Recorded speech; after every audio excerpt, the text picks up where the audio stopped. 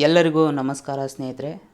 ನಾನು ಇತ್ತೀಚೆಗೆ ನೋಡಿದ ಹಾಗೆ ಬಹಳಷ್ಟು ವಿದ್ಯಾರ್ಥಿಗಳು ಸರ್ ಕರೆಂಟ್ ಅಫೇರ್ಸ್ ಹಾಕಿ ಅಂತ ಬಹಳಷ್ಟು ವಿದ್ಯಾರ್ಥಿಗಳು ರಿಕ್ವೆಸ್ಟ್ ಮಾಡ್ಕೋತಾ ಇದ್ದಾರೆ. ಕರೆಂಟ್ ಅಫೇರ್ಸ್ ವಿಡಿಯೋ ಹಾಕಬೇಕಂತ ನನಗೂ ಕೂಡ ಆಸೆನೇ. ಆದರೆ ಕೆಲವೊಂದು ಅನಿವಾರ್ಯ ಕಾರಣಗಳಿಂದಾಗಿ ವಿಡಿಯೋ ಮಾಡೋಕ್ಕೆ ಸಾಧ್ಯ ಆಗ್ತಿಲ್ಲ. ಅದಲ್ಲದೆ ನಾನು ಕೂಡ ಡ್ಯೂಟಿ ಮಾಡ್ಕೊಂಡು ಬಂದು IASಗೆ ಸ್ಟಡಿ ಮಾಡ್ತಾ ಇರೋದ್ರಿಂದ ನನಗೆ ಓದೋಕ್ಕೂ ಕೂಡ ಕಡಿಮೆ ಟೈಮ್ ಸಿಗುತ್ತೆ. ಆದರೂ ಬಹಳಷ್ಟು ವಿದ್ಯಾರ್ಥಿಗಳ ಅಪೇಕ್ಷೆಯ ಮೇರೆಗೆ ಅಟ್ಲೀಸ್ಟ್ ವೀಕ್ಲಿ ಒಂದು ಸಾರಿ ಏನಾದರೂ ಇಂಪಾರ್ಟೆಂಟ್ ಕರೆಂಟ್ ಅಫೇರ್ಸ್ನ ಅಪ್ಲೋಡ್ ಮಾಡಬೇಕು ಅಂತ ಡಿಸೈಡ್ ಮಾಡಿದ್ದೀನಿ. ಇದರಿಂದ ಅಟ್ಲೀಸ್ಟ್ ಒಂದು 100 ವಿದ್ಯಾರ್ಥಿಗಳಿಗಾದರೂ ಹೆಲ್ಪ್ ಆದರೆ ಅದರಲ್ಲಿ ನನಗೆ ಖುಷಿನೇ. ಹಾಗಾದರೆ ಬನ್ನಿ 2021 ಜೂನ್ರ ಮೊದಲ ವಾರದ ಇಂಪಾರ್ಟೆಂಟ್ ಕರೆಂಟ್ ಅಫೇರ್ಸ್ನ ನಾವು ನೋಡ್ತಾ ಹೋಗೋಣ. ಅದಕ್ಕೆ ಸಂಬಂಧಪಟ್ಟಂತಹ ಕೆಲವೊಂದು ಇಂಪಾರ್ಟೆಂಟ್ GKಯನ್ನು ಕೂಡ ನಾವು ಈ ವಿಡಿಯೋದಲ್ಲಿ ನೋಡ್ತಾ ಹೋಗ್ತೀವಿ. ಮೊದಲನೇ ಪ್ರಶ್ನೆ, ಐಸಾಕ್ ಹೆರ್ಜಾಗ್ ಯಾವ ದೇಶದ 11ನೇ ಅಧ್ಯಕ್ಷರಾಗಿ ಆಯ್ಕೆ ಆಗಿದ್ದಾರೆ? ಐಸಾಕ್ ಹೆರ್ಜಾಗ್ ಇವರು ಇಸ್ರೇಲ್ ರಾಷ್ಟ್ರದ 11ನೇ ಅಧ್ಯಕ್ಷರಾಗಿ ಇವರು ಆಯ್ಕೆ ಆಗಿದ್ದಾರೆ. ನಿಮಗೆ ಈಗಾಗಲೇ ಗೊತ್ತಿದೆ, ಇಸ್ರೇಲ್ ಅತಿ ಹೆಚ್ಚು ಸುದ್ದಿಯಲ್ಲಿರುವಂಥ ಸಣ್ಣ ದೇಶ ಅಂದರೆ ಅದು ಇಸ್ರೇಲ್ ಅಂತ ಹೇಳ್ಬೋದು.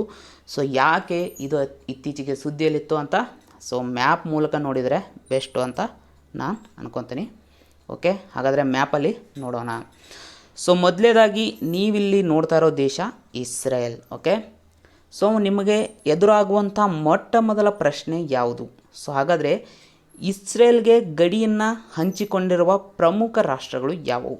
ಇಸ್ರೇಲ್ಗೆ ಗಡಿಯನ್ನು ಹಂಚಿಕೊಂಡಿರುವಂಥ ಪ್ರಮುಖ ರಾಷ್ಟ್ರಗಳು, ಒಂದು ಈಜಿಪ್ಟ್, ಮತ್ತೊಂದು ಜೋರ್ಡಾನ್, ಮತ್ತೊಂದು ಸಿರಿಯಾ, ಮತ್ತೊಂದು ಲೆಬನಾನ್.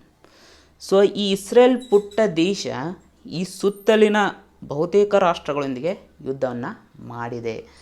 ಅಂದರೆ ಇಸ್ರೇಲ್ ದೇಶದ ಸುತ್ತಮುತ್ತಲೇ ಇರುವಂಥ ರಾಷ್ಟ್ರಗಳು ಎಲ್ಲವೂ ಇಸ್ರೇಲ್ಗೆ ಶತ್ರು ರಾಷ್ಟ್ರಗಳೇ ಅಂತ ಹೇಳ್ಬೋದು. ಸುತ್ತಲೂ ಶತ್ರುಗಳನ್ನು ಇಟ್ಕೊಂಡು ಮಧ್ಯದಲ್ಲಿ ಜೀವನ ಮಾಡ್ತಾಯಿದೆ ಅಂದರೆ ಇಸ್ರೇಲ್ನ ಧೈರ್ಯವನ್ನು ನಾವು ಮೆಚ್ಚಬೇಕಾದಿದೆ. ಓಕೆ, ಹಾಗಾದರೆ ಇಸ್ರೇಲ್ ತನ್ನ ಸುತ್ತಮುತ್ತಲಿನ ದೇಶಗಳೊಂದಿಗೆ ಕೆಲವೊಂದು ವಿವಾದಿತ ಪ್ರದೇಶಗಳನ್ನು ಹೊಂದಿದೆ. ಪ್ರಮುಖವಾಗಿ ಎಕ್ಸಾಮ್ಗಳಲ್ಲಿ ಪದೇ ಪದೇ ಕೇಳ್ತಾ ಇರ್ತಾರೆ, ಹಾಗಾದರೆ ವಿವಾದಿತ ಪ್ರದೇಶಗಳು ಯಾವುವು? ಮೊಟ್ಟ ಮೊದಲೇದಾಗಿ ಬರೋ ವಿವಾದಿತ ಪ್ರದೇಶ ಯಾವುದಂದರೆ ಗೋಲನ್ ಹೈಟ್ಸ್. UPSC ಎಕ್ಸಾಮಲ್ಲೂ ಕೂಡ ಈ ಪ್ರಶ್ನೆಯನ್ನು ಕೇಳಿದ್ದಾರೆ. ಗೋಲನ್ ಹೈಟ್ಸ್ ಎಂಬ ವಿವಾದಿತ ಪ್ರದೇಶವು ಯಾವ ಎರಡು ದೇಶಗಳ ನಡುವೆ ಇದೆ? ಸಿರಿಯಾ ಮತ್ತು ಇಸ್ರೇಲ್. ಸಿರಿಯಾ ಮತ್ತು ಇಸ್ರೇಲ್ ದೇಶದ ನಡುವೆ ಈ ಗೋಲನ್ ಹೈಟ್ಸ್ ಪ್ರದೇಶದ ಕುರಿತು ವಿವಾದ ಇದೆ. ಅದೇ ರೀತಿ ವೆಸ್ಟ್ ಬ್ಯಾಂಕ್ ಇದು ಯಾವ ಎರಡು ರಾಷ್ಟ್ರಗಳ ನಡುವಿನ ವಿವಾದಿತ ಪ್ರದೇಶ ಅಂತ ಕೂಡ ಪ್ರಶ್ನೆಯನ್ನು ಕೇಳಿದ್ದಾರೆ. ಇದು ಪ್ಯಾಲೆಸ್ತೀನ್. ಇಸ್ರೇಲ್ನ ಪಕ್ಕದಲ್ಲಿ ಪ್ಯಾಲೆಸ್ತೀನ್ ಅಂತ ದೇಶ ಬರುತ್ತೆ. ಓಕೆ, ಅದರ ನಡುವೆ ಮತ್ತು ಇಸ್ರೇಲ್ ನಡುವಿನ ವಿವಾದಿತ ಪ್ರದೇಶವೇ West Bank. Okay, West Bank ಅನ್ನೋದು ಇಸ್ರೇಲ್ನ ಯಾವ ದಿಕ್ಕಿಗೆ ಕಂಡುಬರುತ್ತೆ ಅಂತ ಕೂಡ ಪ್ರಶ್ನೆಯನ್ನು ಕೇಳುವಂಥ ಸಾಧ್ಯತೆ ಇದೆ. ಪೂರ್ವ ದಿಕ್ಕಿಗೆ.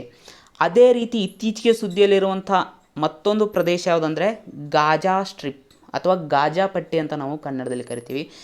ಈ ಗಾಜಾ ಪಟ್ಟಿಯಿಂದ ಇತ್ತೀಚೆಗೆ ಹಮಾಸ್ ಬಂಡುಕೋರರು ಇಸ್ರೇಲ್ನ ವಿರುದ್ಧ ಯುದ್ಧವನ್ನು ನಡೆಸಿದ್ರು. ಸುಮಾರು 11 ದಿನಗಳ ಕಾಲ ಯುದ್ಧ ನಡೆದು 200ಕ್ಕೂ ಹೆಚ್ಚು ಪ್ರಜೆಗಳು ತೀರ್ಕೊಂಡ್ರು. ಇದು ಕೂಡ ಗಾಜಾ ಪಟ್ಟಿ ಇಸ್ರೇಲ್ನ ಬಹುತೇಕ ಪಶ್ಚಿಮ ಭಾಗಕ್ಕೆ ಕಂಡುಬರುತ್ತೆ. ಅದೇ ರೀತಿ Sinai peninsula. Okay, Sinai peninsula ಯಾವ ಎರಡು ರಾಷ್ಟ್ರಗಳ ನಡುವೆ ಕಂಡುಬರುತ್ತೆ ಅಂತ ಪ್ರಶ್ನೆಯನ್ನು ಕೇಳಿದ್ದಾರೆ. ಅದು ಇಸ್ರೇಲ್ ಮತ್ತು ಈಜಿಪ್ಟ್ ದೇಶದ ನಡುವೆ ಕಂಡುಬರುತ್ತೆ. ಓಕೆ, ಅದೇ ರೀತಿ ಇಸ್ರೇಲ್ ಮೆಡಿಟರೇನಿಯನ್ ಸಮುದ್ರಕ್ಕೆ ಗಡಿಯನ್ನು ಹಂಚಿಕೊಂಡಿದೆ. ಓಕೆ, ಇಲ್ಲಿ ನಿಮ್ಗೆ ಕಾಣ್ತಾ ಇರೋದು ಮೆಡಿಟರೇನಿಯನ್ ಸಮುದ್ರ. ಇವಿಷ್ಟು ಪ್ರಶ್ನೆಯನ್ನು ಕೂಡ ಕೇಳುವಂಥ ಸಾಧ್ಯತೆ ಇದೆ. ಹಾಗಾದರೆ ಇಸ್ರೇಲ್ನ ಬಗ್ಗೆ ಇನ್ನಷ್ಟು ಹೆಚ್ಚಿನ ಮಾಹಿತಿ ನಿಮ್ಗೆ ಹೇಳ್ಬೇಕಂದ್ರೆ ಇಸ್ರೇಲ್ನ ಪ್ರಸ್ತುತ ರಾಜಧಾನಿ ಅಂತ ಜೆರುಸಲಮ್ನ ಗುರುತಿಸಲಾಗುತ್ತೆ. ಇಸ್ರೇಲ್ನ ಪ್ರಸ್ತುತ ಪ್ರಧಾನಿ ಬೆಂಜಮಿನ್ ನೆತನ್ಯಾಹು ಅವರು. ಇಸ್ರೇಲ್ನ ಕರೆನ್ಸಿ ಯಾವುದಪ್ಪ ಅಂದರೆ ಇಸ್ರೇಲಿ ನ್ಯೂ ಶೆಕೆಲ್. ಅದೇ ರೀತಿ ಇಸ್ರೇಲ್ನ ಸಂಸತ್ತನ್ನು ನಾವು ನೆಸೆಟ್ ಅಂತ ಕೂಡ ಕರಿತೀವಿ. ಇದಿಷ್ಟು ನಿಮಗೆ ಇಸ್ರೇಲ್ನ ಬಗ್ಗೆ. ಇತ್ತೀಚೆಗೆ ಯುವ ಎಂಬ ಕಾರ್ಯಕ್ರಮವನ್ನು ಯಾವ ಸಚಿವಾಲಯ ಜಾರಿಗೊಳಿಸಿದೆ? ಸೊ ಮೊದಲೇದಾಗಿ ಯುವ, ಸೊ ಇದರ ಫುಲ್ ಫಾರ್ಮನ್ನು ನೀವು ತಿಳ್ಕೊಬೇಕಾಗುತ್ತೆ. ಸೊ ಯುವ ಅಂದರೆ Young and upcoming versatile author's. So ಈ ಕಾರ್ಯಕ್ರಮವನ್ನು ಇತ್ತೀಚೆಗೆ ಶಿಕ್ಷಣ ಸಚಿವಾಲಯ ಜಾರಿಗೊಳಿಸಿದೆ. ಸೊ ಇದು India at 75. So India at 75 ಎನ್ನುವ ಕಾರ್ಯಕ್ರಮದ ಒಂದು ಭಾಗ ಆಗಿದೆ. ಹಾಗಾದರೆ ಇದರ ಅಡಿಯಲ್ಲಿ ಏನು ಮಾಡಲಾಗುತ್ತೆ?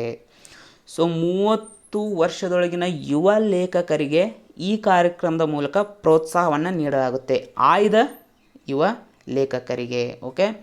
ಸೊ ಆ ಮೂಲಕ ಅವರು ಪುಸ್ತಕಗಳನ್ನು ಬರೆಯುವಂತೆ ಪ್ರೋತ್ಸಾಹವನ್ನು ನೀಡಲಾಗುತ್ತೆ. ಸೊ ಇದರಡಿಯಲ್ಲಿ ಏನು ಮಾಡ್ತಾರೆ ಅಂದರೆ ಪ್ರತಿ ತಿಂಗಳು 50,000 ರೂಪಾಯಿ ಸ್ಕಾಲರ್ಶಿಪ್ ಒಟ್ಟು 6 ತಿಂಗಳಿಗೆ ನೀಡಲಾಗುತ್ತೆ. ಅದಲ್ಲದೆ ಎಮಿನೆಂಟ್ ಆಥರ್ಸ್ ಅಂದರೆ ಪ್ರಸಿದ್ಧ ಲೇಖಕರ ಮೂಲಕ ಇವರಿಗೆ ಗೈಡೆನ್ಸನ್ನು ಕೂಡ ನೀಡಲಾಗುತ್ತೆ, ಓಕೆ. ಸೊ ಮೋಸ್ಟ್ ಇಂಪಾರ್ಟೆಂಟ್, ಇತ್ತೀಚೆಗೆ ಸುದ್ದಿಯಲ್ಲಿ ಕಂಡುಬರುವ ದಾಲ್ ಸರೋವರವು ಜಮ್ಮು ಮತ್ತು ಕಾಶ್ಮೀರದ ಯಾವ ನಗರ ಅಥವಾ ಪಟ್ಟಣದಲ್ಲಿದೆ?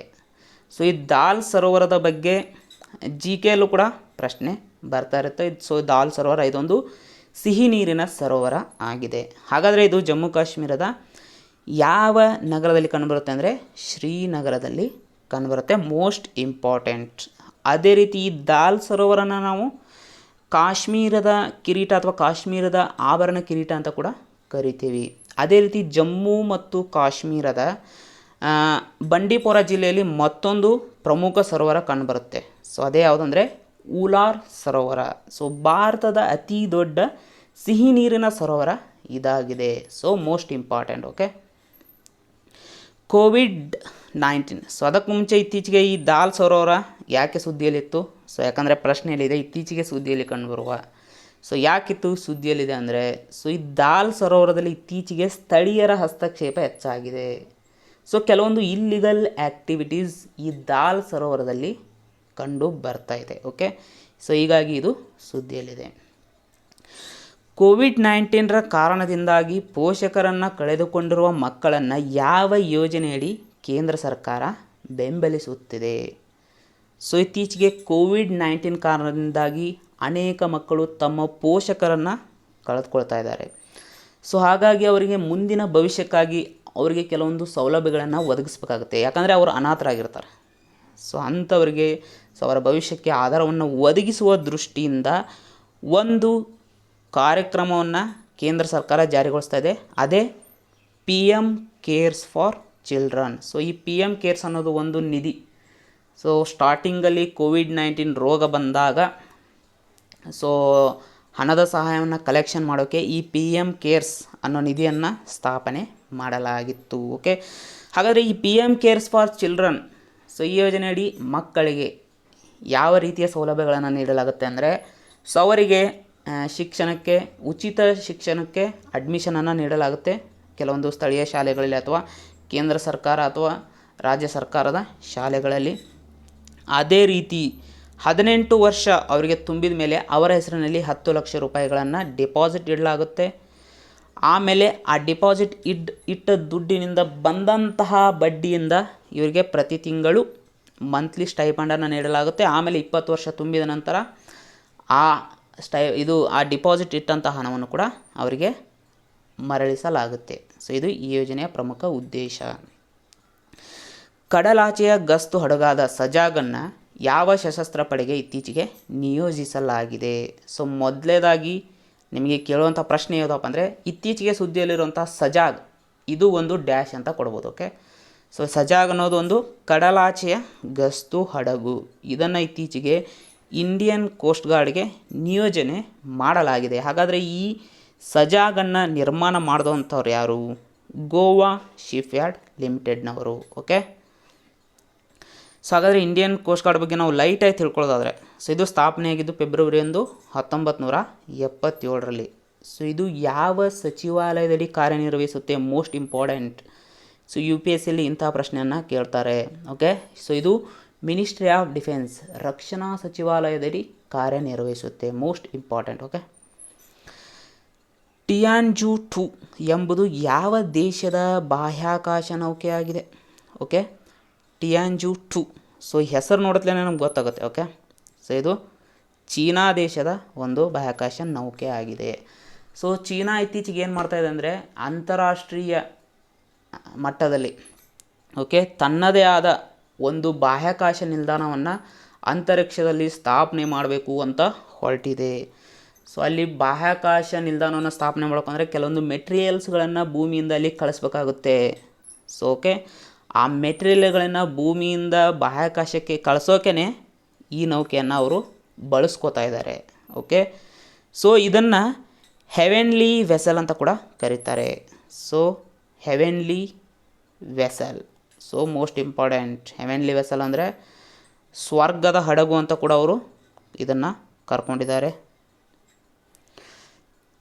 ಹಾಗಾದರೆ ಅಂತಾರಾಷ್ಟ್ರೀಯ ಬಾಹ್ಯಾಕಾಶ ನಿಲ್ದಾಣ ಅಂತ ಬಂದಾಗ ಅದರ ಕುರಿತು ಕೂಡ ಪ್ರಶ್ನೆಯನ್ನು ಕೇಳ್ತಾರೆ. ಆಲ್ರೆಡಿ ಅನೇಕ ಬಾರಿ ಪ್ರಶ್ನೆಯನ್ನು ಕೂಡ ಕೇಳಿದ್ದಾರೆ. ಸೊ ಈಗ ಪ್ರೆಸೆಂಟ್ ಬಾಹ್ಯಾಕಾಶದಲ್ಲಿ ಒಂದು ಅಂತಾರಾಷ್ಟ್ರೀಯ ಬಾಹ್ಯಾಕಾಶ ನಿಲ್ದಾಣ ಇದೆ. ಸೊ ಇದನ್ನು ಹೊರತುಪಡಿಸಿ ಚೀನಾ ತನ್ನದೇ ಆದ ಬಾಹ್ಯಾಕಾಶ ನಿಲ್ದಾಣವನ್ನು ಹೊಂದಬೇಕು ಅಂತ ಈಗ ಸದ್ಯಕ್ಕೆ ನಿರ್ಮಾಣ ಕಾರ್ಯದಲ್ಲಿ ತೊಡಗಿಸಿಕೊಂಡಿದೆ. ಹಾಗಾದರೆ ಈಗ ಇರುವಂಥ ಅಂತಾರಾಷ್ಟ್ರೀಯ ಬಾಹ್ಯಾಕಾಶ ನಿಲ್ದಾಣವನ್ನು 1998ರಲ್ಲಿ ಸ್ಥಾಪನೆ ಮಾಡಲಾಗಿತ್ತು. ಸೊ ಇದನ್ನು ಸ್ಥಾಪನೆ ಮಾಡುವಲ್ಲಿ ಪ್ರಮುಖ 5 ಬಾಹ್ಯಾಕಾಶ ಸಂಸ್ಥೆಗಳು ಪಾತ್ರವನ್ನು ವಹಿಸಿದ್ವು. Most important. ಓಕೆ ಹಾಗಾದರೆ ಆ 5 ಪ್ರಮುಖ ಬಾಹ್ಯಾಕಾಶ ಸಂಸ್ಥೆಗಳು ಯಾವಪ್ಪ ಅಂದರೆ, ಒಂದನೇದು ಅಮೇರಿಕಾದ ನಾಸಾ, ಎರಡನೇದು ರಷ್ಯಾದ ರೋಸ್ಕಾಸ್ಮಸ್, ಜಪಾನಿನ ಜಾಕ್ಸಾ, ಯುರೋಪ್ನ ESA ಮತ್ತು ಕೆನಡಾದ CSA. ಸೊ ಇಲ್ಲಿ ನಾವು ಗಮನಿಸಬೇಕಾಗಿರೋದೇನೆಂದರೆ ಇಲ್ಲಿ ಇಂಡಿಯಾ ಇಲ್ಲ, ಅಂದರೆ ಇಂಡಿಯಾದ ಬಾಹ್ಯಾಕಾಶ ಸಂಸ್ಥೆ ಇಲ್ಲ, ಚೀನಾದ್ದು ಕೂಡ ಇಲ್ಲ, ಫ್ರಾನ್ಸ್ದು ಕೂಡ ಇಲ್ಲ. So most important. ಯಾವ ಗ್ರಾಮವು ಇತ್ತೀಚೆಗೆ ತನ್ನ ಗ್ರಾಮೀಣ ಕುಟುಂಬಗಳಿಗೆ ಸೌರ ಆಧಾರಿತ ವಿದ್ಯುದೀಕರಣ ಕಾರ್ಯಕ್ರಮವನ್ನು ಪ್ರಾರಂಭಿಸಿದೆ? ಸೊ ಇತ್ತೀಚೆಗೆ ಸೌರ ಆಧಾರಿತ ವಿದ್ಯುದೀಕರಣ ಕಾರ್ಯಕ್ರಮವನ್ನು ಗೋವಾ ರಾಜ್ಯವು ಪ್ರಾರಂಭ ಮಾಡಿದೆ. ಸೊ ಅಂದರೆ ಹಳ್ಳಿಗಳಿಗೆ ಏನು ಮಾಡೋದಂದರೆ ಸೌರ ಆಧಾರಿತ ವಿದ್ಯುದೀಕರಣ ಕಾರ್ಯಕ್ರಮಗಳನ್ನು ಹಮ್ಮಿಕೋದು. ಅಂದರೆ ಸೌರಶಕ್ತಿಯನ್ನು ಬಳಸಿಕೊಂಡು ಗ್ರಾಮಗಳಿಗೆ ವಿದ್ಯುತ್ತನ್ನು ಒದಗಿಸುವಂಥ ಒಂದು ಯೋಜನೆ. ಸೊ ಇದಕ್ಕೆ ಗೋವಾದ ಮುಖ್ಯಮಂತ್ರಿಯಾದ ಪ್ರಮೋದ್ ಸಾವಂತ್ ಅವರು ಚಾಲನೆಯನ್ನು ನೀಡಿದ್ದಾರೆ.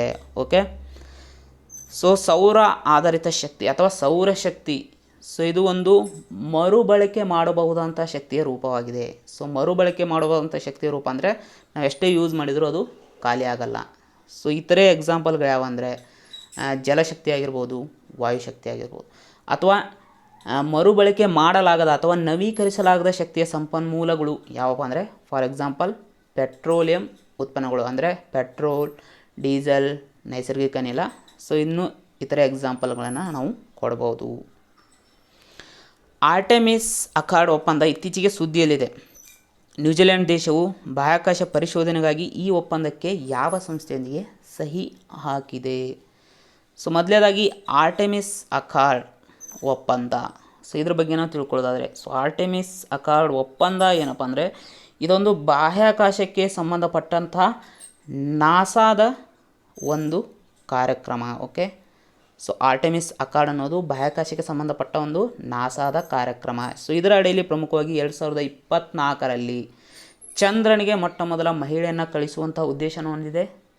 ಓಕೆ ಅದೇ ರೀತಿ ಅದಾದ ನಂತರ ಮಂಗಳಕ್ಕೂ ಕೂಡ ಮನುಷ್ಯರನ್ನು ಕಳಿಸುವಂಥ ಯೋಜನೆಯನ್ನು ಈ ನಾಸಾ ಈ ಆರ್ಟೆಮಿಸ್ ಮಿಷನ್ನ ಮೂಲಕ ಹಾಕ್ಕೊಂಡಿದೆ. ಸೊ ಇದಕ್ಕೆ ಸಂಬಂಧಪಟ್ಟಂಥ ಒಪ್ಪಂದವೇ ಆರ್ಟೆಮಿಸ್ ಅಖಾಡ್ ಒಪ್ಪಂದ ಆಗಿದೆ. ಇತ್ತೀಚೆಗೆ ನ್ಯೂಜಿಲೆಂಡ್ ಈ ಒಪ್ಪಂದಕ್ಕೆ ಸಹಿಯನ್ನು ಹಾಕಿದೆ. ಸೊ ಹೀಗಾಗಿ ಈ ಒಪ್ಪಂದಕ್ಕೆ ಸಹಿಯನ್ನು ಹಾಕಿದ 11ನೇ ರಾಷ್ಟ್ರ ಅನ್ನಿಸ್ಕೊಂಡಿದೆ. ಓಕೆ ಸೊ ಇತ್ತೀಚೆಗೆ ದಕ್ಷಿಣ ಕೊರಿಯಾ ರಾಷ್ಟ್ರವು ಕೂಡ ಸಹಿ ಹಾಕಿದೆ. Japan, United Kingdom, Italy, okay America, Canada, so ಮುಂತಾದ ಇಂಪಾರ್ಟೆಂಟ್ ರಾಷ್ಟ್ರಗಳು ಇದಕ್ಕೆ ಸಹಿ ಹಾಕಿವೆ. ಹಾಗಾದರೆ ಸಹಿ ಹಾಕ್ತಾ ಇರೋ ಪ್ರಮುಖ ರಾಷ್ಟ್ರಗಳ್ಯಾವು? ಸೊ ನಮ್ಮ ಇಂಡಿಯಾ. ಸೊ ಇದಕ್ಕೆ ಸಹಿಯನ್ನು ಹಾಕಿಲ್ಲ, ಮೋಸ್ಟ್ ಇಂಪಾರ್ಟೆಂಟ್. ಓಕೆ ಸೊ UPSCಯಲ್ಲಿ ಈ ಥರ ಟ್ವಿಸ್ಟ್ ಮಾಡಿ ಪ್ರಶ್ನೆಯನ್ನು ಕೇಳ್ತಿರ್ತಾರೆ. ಅದೇ ರೀತಿ ಚೀನಾ, ಸೊ ಚೀನಾ ಕೂಡ ಈ ಒಪ್ಪಂದಕ್ಕೆ ಸಹಿಯನ್ನು ಹಾಕಿಲ್ಲ. ಇತ್ತೀಚೆಗೆ ವರದಿಯಾದ H10N3 ಎಂಬುದು ಯಾವ ರೋಗದ ವಿಧ ಆಗಿದೆ? ಸೊ H10N3 ಎಂಬುವಂಥ ರೋಗ ಇತ್ತೀಚೆಗೆ ಚೀನಾದಲ್ಲಿ ಒಬ್ಬ 41 ವರ್ಷದ ಮನುಷ್ಯನಿಗೆ ಕಾಣಿಸಿಕೊಂಡಿದೆ. ಸೊ ಇದು ಬರ್ಡ್ ಫ್ಲೂ ರೋಗದ ವಿಧ, ಅಂದರೆ ಹಕ್ಕಿ ಜ್ವರದ ಒಂದು ವಿಧ ಆಗಿದೆ. ಸೊ ಏನು ಚೀನಾನೋ ಏನೋ ನಮಗೂ ಗೊತ್ತಿಲ್ಲ. ಯಾವುದೇ ಹೊಸ ರೋಗ ಕಂಡು ಬಂದರೂ ಕೂಡ ಚೀನಾದಲ್ಲೇ ಕಂಡುಬರ್ತವೆ. ಸೊ ಇದ್ರ ಉದ್ದೇಶ ಏನಂತ ನಮಗೂ ಸರಿಯಾಗಿ ಅರ್ಥ ಆಗ್ತಾಯಿಲ್ಲ. ಓಕೆ, ಏನು ಅವರನ್ನು ಹಾಳು ಮಾಡ್ಕೋತಾ ಇದ್ದಾರೋ ಅಥವಾ ಜಗತ್ತನ್ನು ಹಾಳು ಮಾಡ್ಬೇಕಂತ ನಿಂತಿದ್ದಾರೋ ಏನೋ ಆ ದೇವರೇ ಬಲ. ಓಕೆ, ಹಾಗಾದರೆ ಇತರೆ ಕೆಲವೊಂದು ರೋಗಗಳು ನಿಮಗೆ ಕನ್ಫ್ಯೂಷನ್ ಮಾಡ್ತವೆ. ಯಾವುದು? For example H1N1. So H1N1 ಅನ್ನೋದು ಹಂದಿ ಜ್ವರಕ್ಕೆ ನಾವು ಕರಿತೀವಿ, ಮೋಸ್ಟ್ ಇಂಪಾರ್ಟೆಂಟ್. ಓಕೆ, ಪದೇ ಪದೇ ಎಕ್ಸಾಮಲ್ಲಿ ಕೇಳ್ತಾನೆ ಇರ್ತಾರೆ. ಅದೇ ರೀತಿ ಇನ್ನೊಂದು ರೋಗ ಇದೆ H5N1. ಸೊ ಇದು ಹಕ್ಕಿ ಜ್ವರದ ಒಂದು ವಿಧ ಆಗಿದೆ. ಓಕೆ, ಸೊ ಇವುಗಳಲ್ಲಿ ನೀವು ಕನ್ಫ್ಯೂಷನ್ ಆಗಬಾರ್ದು. ಇಕೋವ್ರ್ಯಾಪ್ ಎಂಬ ಆರ್ಥಿಕ ಸಂಶೋಧನಾ ವರದಿಯನ್ನು ಇತ್ತೀಚೆಗೆ ಯಾವ ಬ್ಯಾಂಕ್ ಪ್ರಕಟಿಸಿದೆ? So most important. So Ecowrap ಎಂಬ ಆರ್ಥಿಕ ಸಂಶೋಧನಾ ವರದಿಯನ್ನು ಇತ್ತೀಚೆಗೆ ಸ್ಟೇಟ್ ಬ್ಯಾಂಕ್ ಆಫ್ ಇಂಡಿಯಾ ಪ್ರಕಟಪಡಿಸಿದೆ. ಸೊ ಇದರಲ್ಲಿ ಹೇಳಿದಂಥ ಒಂದು ಪ್ರಮುಖ ಸುದ್ದಿ ಯಾವುದಪ್ಪ ಅಂದರೆ, ಸೊ 2021-22ನೇ ಸಾಲಿನಲ್ಲಿ ಸೊ ಭಾರತದ GDP ಬೆಳವಣಿಗೆ ದರವು 7.9% ಇರಲಿದೆ ಅಂತ ಈ ವರದಿಯಲ್ಲಿ ಪ್ರಮುಖವಾಗಿ ಹೇಳಲಾಗಿದೆ. ಸೊ ಹಾಗಾದರೆ ಸ್ಟೇಟ್ ಬ್ಯಾಂಕ್ ಆಫ್ ಇಂಡಿಯಾದ ಬಗ್ಗೆ ಕೇಳಲೇಬೇಕು, ಯಾಕಂದರೆ ಭಾರತದ ಅತಿ ದೊಡ್ಡ ಸಾರ್ವಜನಿಕ ವಲಯದ ಬ್ಯಾಂಕ್ ಇದಾಗಿದೆ. ಓಕೆ, ಸೊ ಮೊಟ್ಟ ಮೊದಲನೇದಾಗಿ 1921ರಲ್ಲಿ ಇಂಪೀರಿಯಲ್ ಬ್ಯಾಂಕ್ ಆಫ್ ಇಂಡಿಯಾವನ್ನು ಸ್ಥಾಪನೆ ಮಾಡಲಾಗುತ್ತೆ. ಯಾವ ಬ್ಯಾಂಕ್ಗಳನ್ನು ಮರ್ಜ್ ಮಾಡಿ ಅಂದರೆ bank of Calcutta, bank of Bombay ಮತ್ತು ಬ್ಯಾಂಕ್ ಆಫ್ ಮದ್ರಾಸ್. ಈ ಮೂರೂ ಬ್ಯಾಂಕ್ಗಳನ್ನು ಮರ್ಜ್ ಮಾಡಿ 1921ರಲ್ಲಿ ಇಂಪೀರಿಯಲ್ ಬ್ಯಾಂಕ್ ಆಫ್ ಇಂಡಿಯಾನ ಸ್ಥಾಪನೆ ಮಾಡಲಾಗುತ್ತೆ. ಇದೇ ಬ್ಯಾಂಕನ್ನು 1955 ಜುಲೈ 1ರಂದು ಸ್ಟೇಟ್ ಬ್ಯಾಂಕ್ ಆಫ್ ಇಂಡಿಯಾಗಿ ಬದಲಾವಣೆ ಮಾಡಲಾಗುತ್ತೆ. ಇದರ ಕೇಂದ್ರ ಕಚೇರಿ ಮುಂಬೈನಲ್ಲಿದೆ. ಇದರ ಪ್ರಸ್ತುತ ಚೇರ್ಮನ್ ರಜನೀಶ್ ಕುಮಾರ್ ಅವರು. ಜೂನ್ 1ರಂದು ಇತ್ತೀಚೆಗೆ ಆಚರಿಸಲಾದ ವಿಶ್ವ ಹಾಲು ದಿನ. ಸೊ ಇದರ ಥೀಮ್ ಏನಾಗಿತ್ತು? ಸೊ 2021ರ ವಿಶ್ವ ಹಾಲು ದಿನದ ಥೀಮ್ ಏನಾಗಿತ್ತು? ಸೊ ಮೊದಲನೇದಾಗಿ ವಿಶ್ವ ಹಾಲು ದಿನವನ್ನು ಪ್ರತಿ ವರ್ಷ ಜೂನ್ 1ರಂದು ಆಚರಣೆ ಮಾಡ್ತೀವಿ. ಸೊ ಈ ಬಾರಿಯ ಥೀಮ್ ಡೈರಿ ಕ್ಷೇತ್ರದಲ್ಲಿ ಸುಸ್ಥಿರತೆ. So most important. ಓಕೆ, 2001ರಿಂದ ಈ ವಿಶ್ವ ಹಾಲು ದಿನವನ್ನು ನಾವು ಆಚರಣೆ ಮಾಡೋಕ್ಕೆ ಪ್ರಾರಂಭ ಮಾಡಿದ್ದೀವಿ. ಸೊ ಈ ದಿನವನ್ನು ಆಚರಿಸುವಂಥ ಸಂಸ್ಥೆ ಯಾವುದಪ್ಪ ಅಂದರೆ, ಓಕೆ, ವಿಶ್ವಸಂಸ್ಥೆಯ ಅಂಗಸಂಸ್ಥೆಯಾದ ಫುಡ್ ಆ್ಯಂಡ್ ಅಗ್ರಿಕಲ್ಚರ್ ಆರ್ಗನೈಜೇಷನ್, ಅಂದರೆ ಆಹಾರ ಮತ್ತು ಕೃಷಿ ಸಂಸ್ಥೆ. ಸೊ ಇದು ಈ ವಿಶ್ವ ಹಾಲು ದಿನವನ್ನು ಆಚರಣೆ ಮಾಡೋಕ್ಕೆ ಪ್ರಾರಂಭ ಮಾಡಿತ್ತು. ಹಾಗಾದರೆ ಈ ಸಂಸ್ಥೆ ಬಗ್ಗೆ ನಾವು ಸ್ವಲ್ಪ ತಿಳ್ಕೊಳ್ಳೋಣ, ಯಾಕಂದರೆ GK ಟೈಪ್ ಕ್ವಶನ್ಗಳನ್ನು ಕೇಳ್ತಾ ಇರ್ತಾರೆ. ಸೊ ಇದು ಸ್ಥಾಪನೆಯಾಗಿದ್ದು 1946 ಅಕ್ಟೋಬರ್ 16ರಂದು.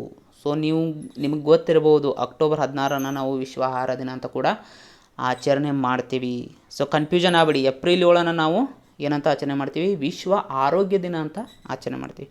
ಸೊ ಹಾಗಾದರೆ ಆಹಾರ ಮತ್ತು ಕೃಷಿ ಸಂಸ್ಥೆಯ ಕೇಂದ್ರ ಕಚೇರಿಯಲ್ಲಿದೆ ಅಂದರೆ ಇಟಲಿಯ ರೋಮ್ನಲ್ಲಿ. ಸೊ ಇದೊಂದು ವಿಶ್ವಸಂಸ್ಥೆಯ ವಿಶೇಷ ನಿಯೋಗಿಯಾಗಿ ಕಾರ್ಯನಿರ್ವಹಿಸುತ್ತೆ.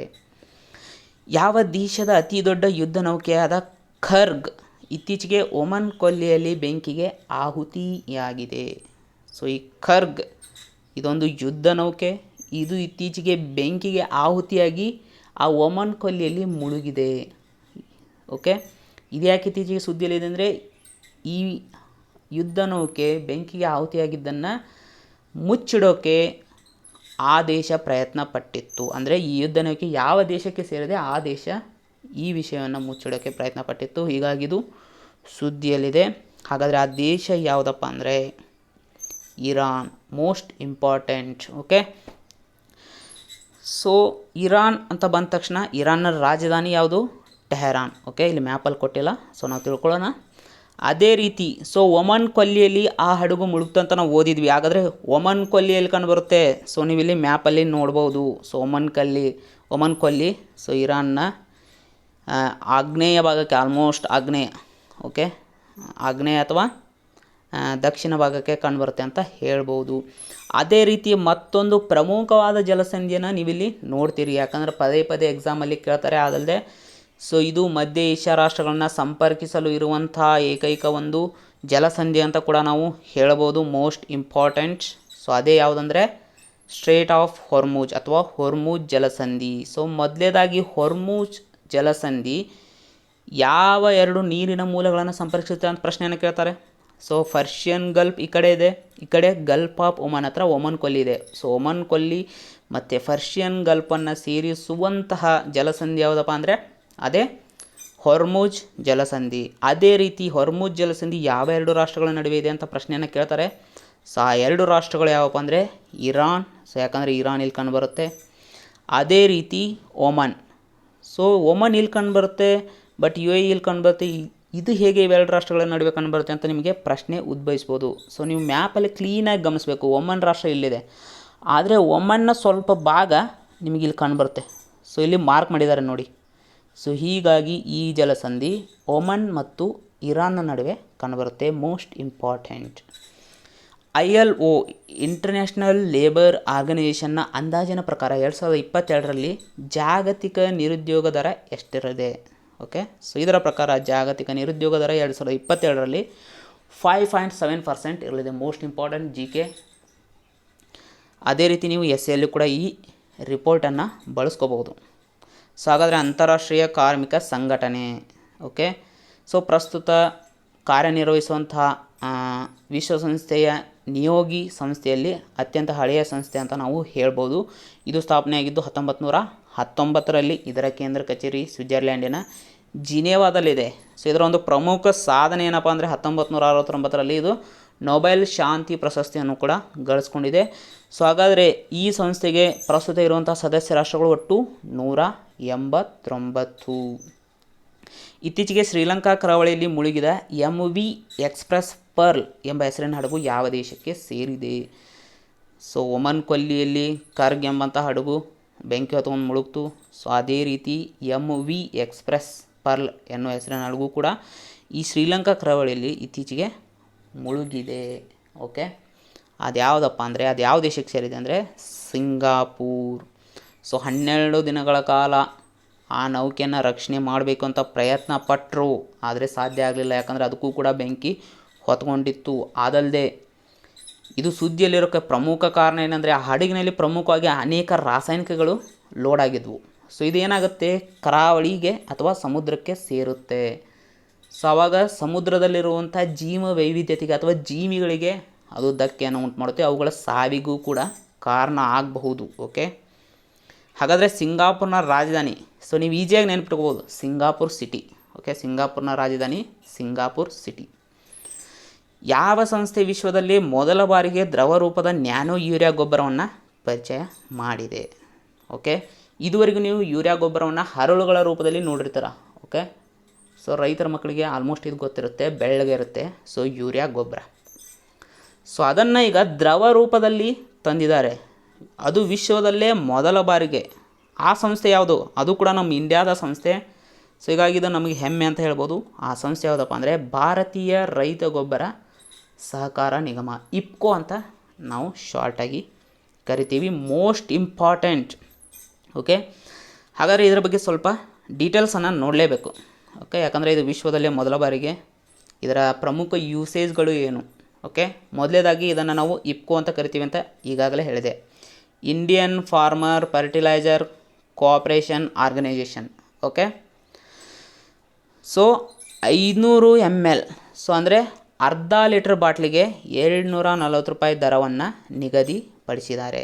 ಸೊ ಅಂದರೆ ಪ್ರಸ್ತುತ ಇರುವಂಥ ಯೂರಿಯಾ ಗೊಬ್ಬರಕ್ಕಿಂತ ಇದು 10% ಚೀಪರ್ ದುಡ್ಡಿಗೆ.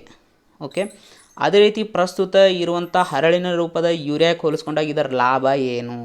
ಸೊ ಸಾಮಾನ್ಯವಾಗಿ ಹರಳು ರೂಪದ ಯೂರಿಯಾದಿಂದ ನಾವು ಬೆಳೆಗಳಿಗೆ 30-40% ನೈಟ್ರೋಜನನ್ನು ಸಪ್ಲೈ ಮಾಡ್ಬೋದು. ಆದರೆ ಸೊ ಈ ದ್ರವ ರೂಪದ ನ್ಯಾನೋ ಯೂರಿಯಾವನ್ನು ಬಳಕೆ ಮಾಡೋದ್ರಿಂದ ನಾವು ಅಪ್ ಟು 80% ನೈಟ್ರೋಜನನ್ನು ಬೆಳೆಗಳಿಗೆ ಸಪ್ಲೈ ಮಾಡ್ಬೋದು. Most important. Okay, high performance computing ಮತ್ತು ಮಾಹಿತಿ ಸಂವಹನ ತಂತ್ರಜ್ಞಾನಗಳ ಕುರಿತು 5ನೇ ಬ್ರಿಕ್ಸ್ ವರ್ಕಿಂಗ್ ಗ್ರೂಪ್ ಸಭೆಯನ್ನು ಯಾವ ದೇಶ ಆಯೋಜನೆ ಮಾಡಿದೆ? ಸೊ ಹೈ ಪರ್ಫಾರ್ಮೆನ್ಸ್ ಕಂಪ್ಯೂಟಿಂಗ್ ಮತ್ತು ಮಾಹಿತಿ ಸಂವಹನ ತಂತ್ರಜ್ಞಾನ ಅಂದರೆ ಇದೇ ಕ್ಷೇತ್ರಗಳಲ್ಲಿ ಪರಸ್ಪರ ಸಹಕಾರವನ್ನು ಉತ್ತೇಜಿಸುವ ದೃಷ್ಟಿಯಿಂದ ಸೊ 5ನೇ ಬ್ರಿಕ್ಸ್ ವರ್ಕಿಂಗ್ ಗ್ರೂಪ್ ಸಭೆಯನ್ನು ಇತ್ತೀಚೆಗೆ ದಕ್ಷಿಣ ಆಫ್ರಿಕಾದಲ್ಲಿ ಆಯೋಜನೆ ಮಾಡಲಾಗಿತ್ತು. ಸೊ ಯಾಕೆ ದಕ್ಷಿಣ ಆಫ್ರಿಕಾ? ಯಾಕಂದರೆ ದಕ್ಷಿಣ ಆಫ್ರಿಕಾ ಬ್ರಿಕ್ಸ್ನ ಒಂದು ಸದಸ್ಯ ರಾಷ್ಟ್ರ, ಅದಕ್ಕೆ. ಓಕೆ, ಹಾಗಾದರೆ ಬ್ರಿಕ್ಸ್ ಬಗ್ಗೆ ಸ್ವಲ್ಪ ತಿಳ್ಕೊಳ್ಳೋಣ. ಯಾಕಂದರೆ GK ಟೈಪ್ ಕ್ವಶನಲ್ಲಿ ಪದೇ ಪದೇ ಕೇಳ್ತಾನೆ ಇರ್ತಾರೆ. ಓಕೆ, ಸೊ ಮೊದಲೇದಾಗಿ ಇದು ಬ್ರಿಕ್ ಅಂತ ಮಾತ್ರ ಇತ್ತು. ಸೊ ಈ ಬ್ರಿಕ್ ಅನ್ನುವಂಥ ಕಲ್ಪನೆಯನ್ನು ಕೊಟ್ಟಂಥ ವ್ಯಕ್ತಿ ಯಾರಪ್ಪ ಅಂದರೆ ಜಿಮ್ ಓನಿಲ್. ಸೊ 2001ರಲ್ಲಿ ಈ ಕಲ್ಪನೆಯನ್ನು ಕೊಡ್ತಾರೆ. ಸೊ ಇದು ಬ್ರಿಕ್ ಅನ್ನುವಂಥ ಹೆಸರಿನೊಂದಿಗೆ 2006ರಲ್ಲಿ ಸ್ಥಾಪನೆ ಆಗುತ್ತೆ. ಓಕೆ, ಹಾಗಾದರೆ ಆಗ ಇದ್ದಂಥ ರಾಷ್ಟ್ರಗಳು ಯಾವುವು? ಒಂದನೇದು ಬ್ರೆಜಿಲ್, ಎರಡನೇದು ರಷ್ಯಾ, ಮೂರನೇದು ಇಂಡಿಯಾ ಮತ್ತು ಚೀನಾ. ಓಕೆ, ಸೌತ್ ಆಫ್ರಿಕಾ ಏನು ಮಾಡುತ್ತೆ? 2010ರಲ್ಲಿ ಬ್ರಿಕ್ನ ಮೆಂಬರ್ ಆಗುತ್ತೆ. ಸೊ ಅವಾಗ ಅದನ್ನು ನಾವು ಬ್ರಿಕ್ಸ್ ಅಂತ ಕರಿತೀವಿ. ಯಾಕಂದರೆ ಸೌತ್ ಆಫ್ರಿಕಾ ಸೇರ್ತು, ಎಸ್ ಅನ್ನೋ ವರ್ಡ್ ಇಲ್ಲಿ ಸೇರ್ತು. ಸೊ ಹಾಗಾದರೆ ದಕ್ಷಿಣ ಆಫ್ರಿಕಾ ಭಾಗವಹಿಸಿದ ಮೊಟ್ಟ ಮೊದಲ ಬ್ರಿಕ್ಸ್ ಸಮ್ಮೇಳನ ಯಾವುದು? ಮೋಸ್ಟ್ ಇಂಪಾರ್ಟೆಂಟ್ ಕ್ವಶನ್, ಪದೇ ಪದೇ ಕೇಳ್ತಾ ಇರ್ತಾರೆ.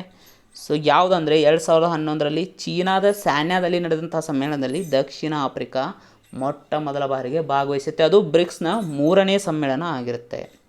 ಸೊ ರೀಸೆಂಟಾಗಿ ಬ್ರಿಕ್ಸ್ನ ಸಮ್ಮೇಳನಗಳು ಎಲ್ಲೆಲ್ಲಿ ನಡೆದವು? ಸೊ ಬ್ರಿಕ್ಸ್ನ ಇತ್ತೀಚೆಗೆ 10ನೇ ಸಮ್ಮೇಳನ 2018ರಲ್ಲಿ, ದಕ್ಷಿಣ ಆಫ್ರಿಕಾದಲ್ಲಿ 2019ರಲ್ಲಿ, ಬ್ರೆಜಿಲ್ನಲ್ಲಿ 2020ರಲ್ಲಿ, ರಷ್ಯಾದಲ್ಲಿ ಈಗ 2021ರಲ್ಲಿ ಇಂಡಿಯಾದಲ್ಲಿ ನಡಿಬೇಕು. ಓಕೆ, ಸೊ ಅದನ್ನು ವರ್ಚುವಲ್ ಆಗಿ ನಡೆಸ್ತಾ ಇದ್ದಾರೆ ಅಂತ ಹೇಳ್ಬೋದು.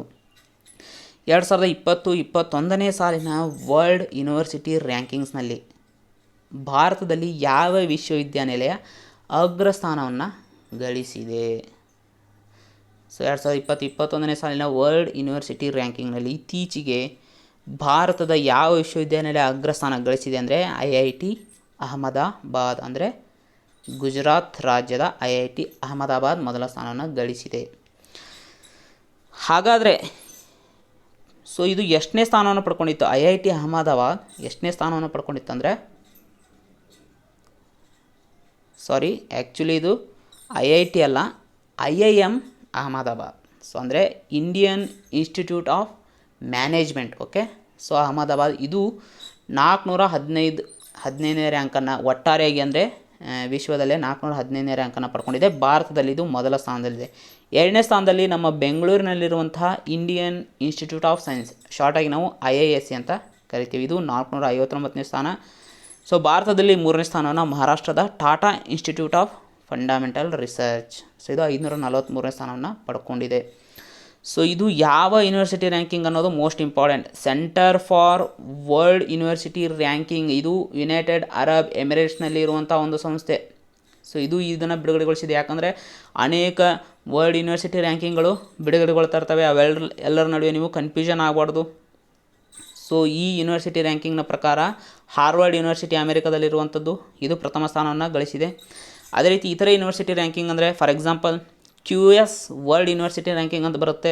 ಅದರ ಪ್ರಕಾರ ಟಾಪ್ 100ರಲ್ಲಿ ಸ್ಥಾನವನ್ನು ಪಡೆದಂತಹ ಭಾರತದ ಸಂಸ್ಥೆ ಯಾವುದಂದರೆ IIT ಬಾಂಬೆ. ಇದನ್ನು ಕೂಡ ಎಕ್ಸಾಮಲ್ಲಿ ಕೇಳುವಂಥ ಸಾಧ್ಯತೆ ಇದೆ. ಅದೇ ರೀತಿ ಇತ್ತೀಚೆಗೆ ಏಷ್ಯಾ ಯೂನಿವರ್ಸಿಟಿ ರ್ಯಾಂಕಿಂಗ್, ಸೊ ಇದನ್ನು ಬಿಡುಗಡೆಗೊಳಿಸಿದ್ದು ಯಾವುದು?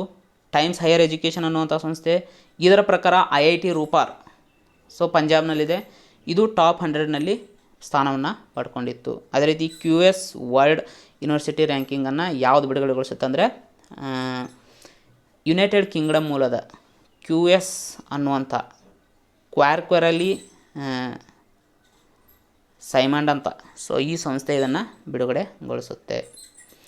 ರಾಷ್ಟ್ರೀಯ ತನಿಖಾ ಸಂಸ್ಥೆಯ ಮಹಾನಿರ್ದೇಶಕರಾಗಿ ಯಾರನ್ನು ನೇಮಿಸಲಾಗಿದೆ? ಸೊ ಇತ್ತೀಚೆಗೆ ರಾಷ್ಟ್ರೀಯ ತನಿಖಾ ಸಂಸ್ಥೆಯ ಮಹಾನಿರ್ದೇಶಕರಾಗಿ ಕುಲ್ದೀಪ್ ಸಿಂಗ್ ಅವರನ್ನು ನೇಮಕ ಮಾಡಲಾಗಿದೆ. ಸೊ ರಾಷ್ಟ್ರೀಯ ತನಿಖಾ ಸಂಸ್ಥೆ ಅಂದರೆ ನ್ಯಾಷನಲ್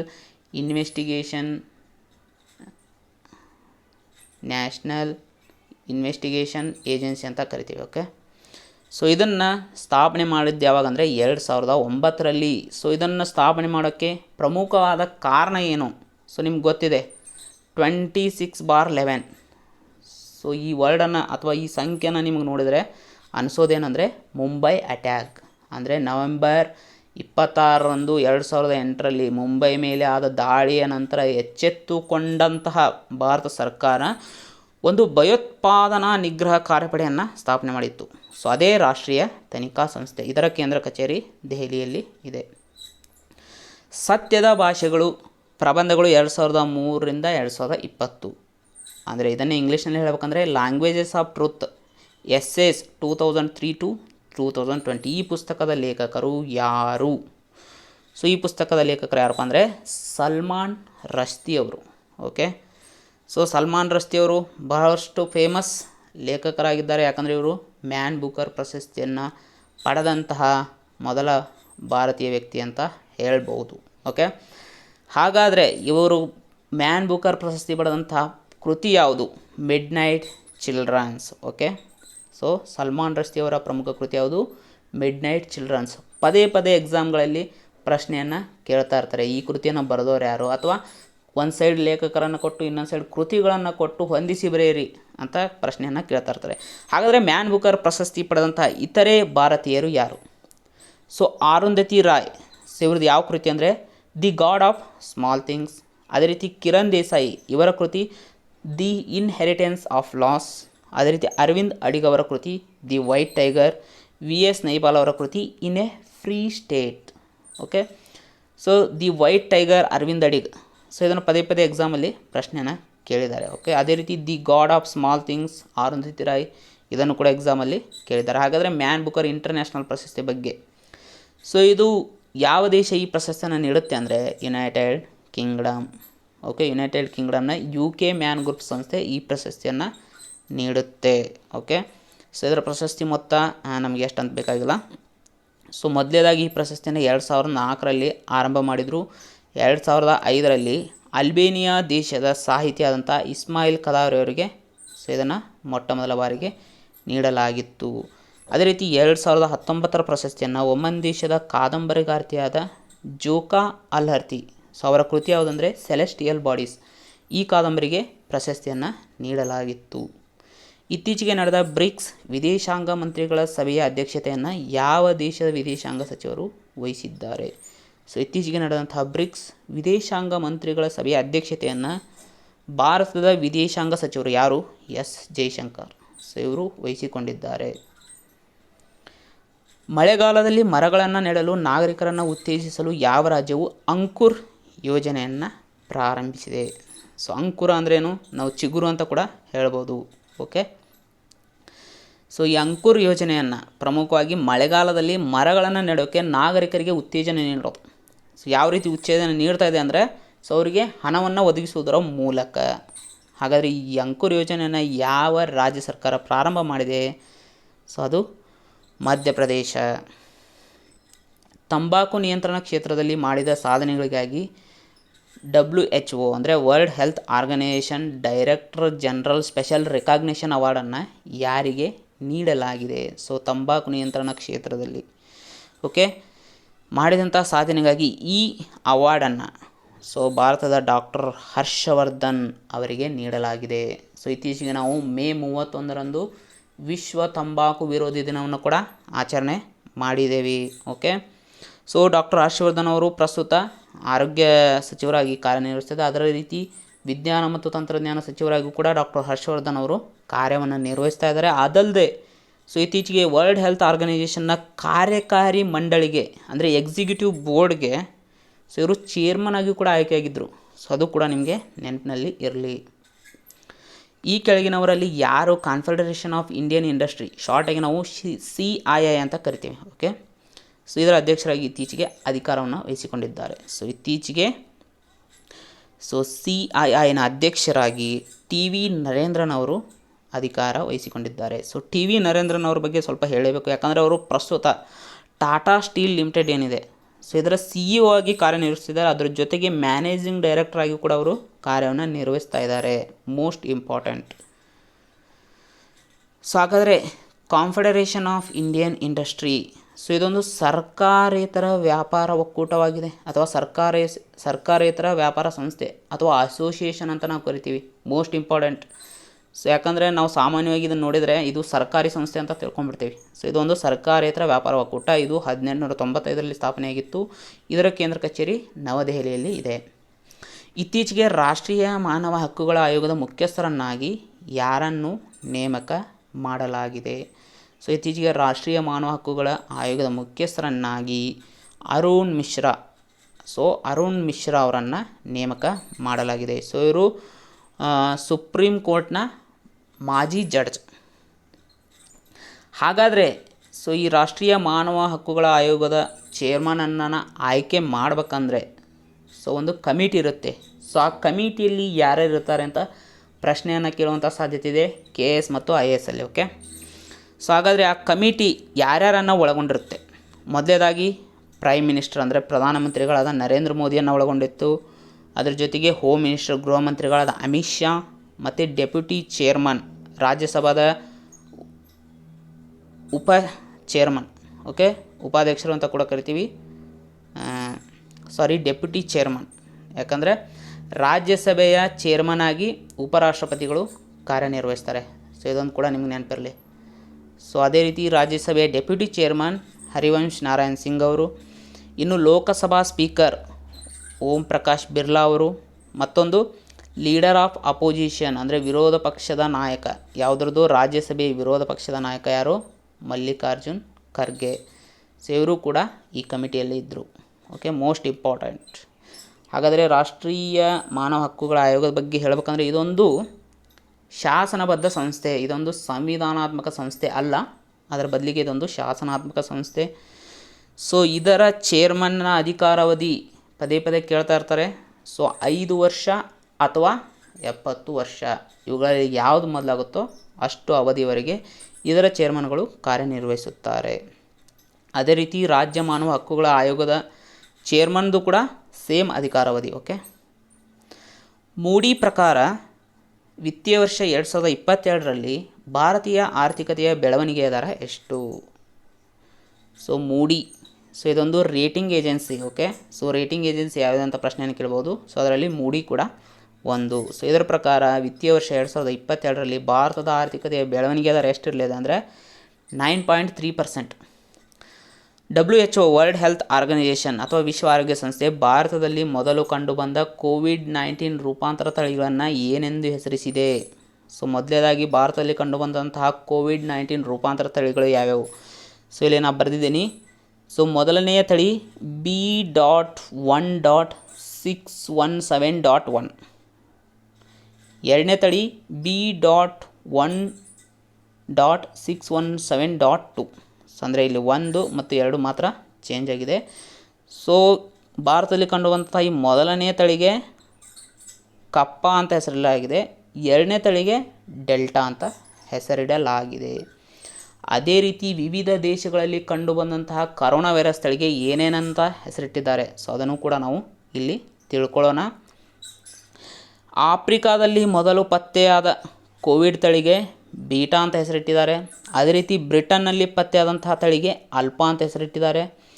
ಬ್ರೆಜಿಲ್ನಲ್ಲಿ ಪತ್ತೆಯಾದಂಥ ವೈರಸ್ ತಳಿಗೆ ಗಾಮಾ ಮತ್ತು ಜೀಟಾ ಅಂತ ಇಟ್ಟರೆ, ಅಮೇರಿಕಾದಲ್ಲಿ ಪತ್ತೆಯಾದಂಥ ವೈರಸ್ ತಳಿಗಳಿಗೆ ಎಪ್ಸಿಲಾನ್ ಮತ್ತು ಲೋಟಾ ಅಂತ, ಅದೇ ರೀತಿ ಫಿಲಿಪೈನ್ಸ್ನಲ್ಲಿ ಪತ್ತೆಯಾದ ತಳಿಗೆ ತೀಟಾ ಅಂತ ಹೆಸರನ್ನು ಇಟ್ಟಿದ್ದಾರೆ. Okay, most important. ಸೊ ಇದರಲ್ಲಿ ನೀವು ವಿವಿಧ ದೇಶಗಳಲ್ಲಿ ಕಂಡುಬಂದಂಥ ವೈರಸ್ನ ತಳಿಗಳ ಕೋಡನ್ನು ನೀವು ನೋಡ್ಬೋದು. ಕೇಂದ್ರ ಸರ್ಕಾರದ ಒನ್ ನೇಷನ್ ಒನ್ ಸ್ಟ್ಯಾಂಡರ್ಡ್ ಯೋಜನೆಗೆ ಸೇರ್ಪಡೆಗೊಂಡ ದೇಶದ ಮೊದಲ ಮಾನದಂಡ ಸಂಸ್ಥೆ ಈ ಕೆಳಗಿನಗಳಲ್ಲಿ ಯಾವುದು?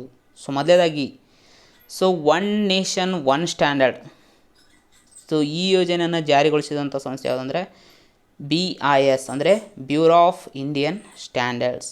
ಸೊ ಈ ಯೋಜನೆಗೆ ಸೇರಿಕೊಂಡಂತಹ ಮೊದಲ ಮಾನದಂಡ ಸಂಸ್ಥೆ ಯಾವುದಪ್ಪ ಅಂದರೆ ಸಂಶೋಧನಾ ವಿನ್ಯಾಸ ಮತ್ತು ಗುಣಮಟ್ಟ ಸಂಸ್ಥೆ, ಅಂದರೆ ಇಂಗ್ಲೀಷ್ನಲ್ಲಿ ನಾವು research design and standards organisation ಅಂತ ಕರಿತೀವಿ. ಸೊ ಇದರ ಪ್ರಮುಖ ಉದ್ದೇಶ ಏನಂದರೆ ನಾವು ವಿವಿಧ ಮಾನದಂಡಗಳನ್ನು ಏನು ನೀಡ್ತೀವಿ ಸೊ ವಿವಿಧ ವಲಯಕ್ಕೆ, ಸೊ ಅವುಗಳಲ್ಲಿ ಏಕರೂಪತೆಯನ್ನು ತರಬೇಕು ಅನ್ನೋ ದೃಷ್ಟಿಯಿಂದ ಈ ಒನ್ ನೇಷನ್ ಒನ್ ಸ್ಟ್ಯಾಂಡರ್ಡ್ ಯೋಜನೆಯನ್ನು BIS ಜಾರಿಗೆ ತಂದಿದೆ. So one nation one ration ಅನ್ನುವಂಥ ಯೋಜನೆ ಯಾವ ರೀತಿ ಇದೆ ಅದೇ ರೀತಿಯಲ್ಲಿ ಈ ಯೋಜನೆ.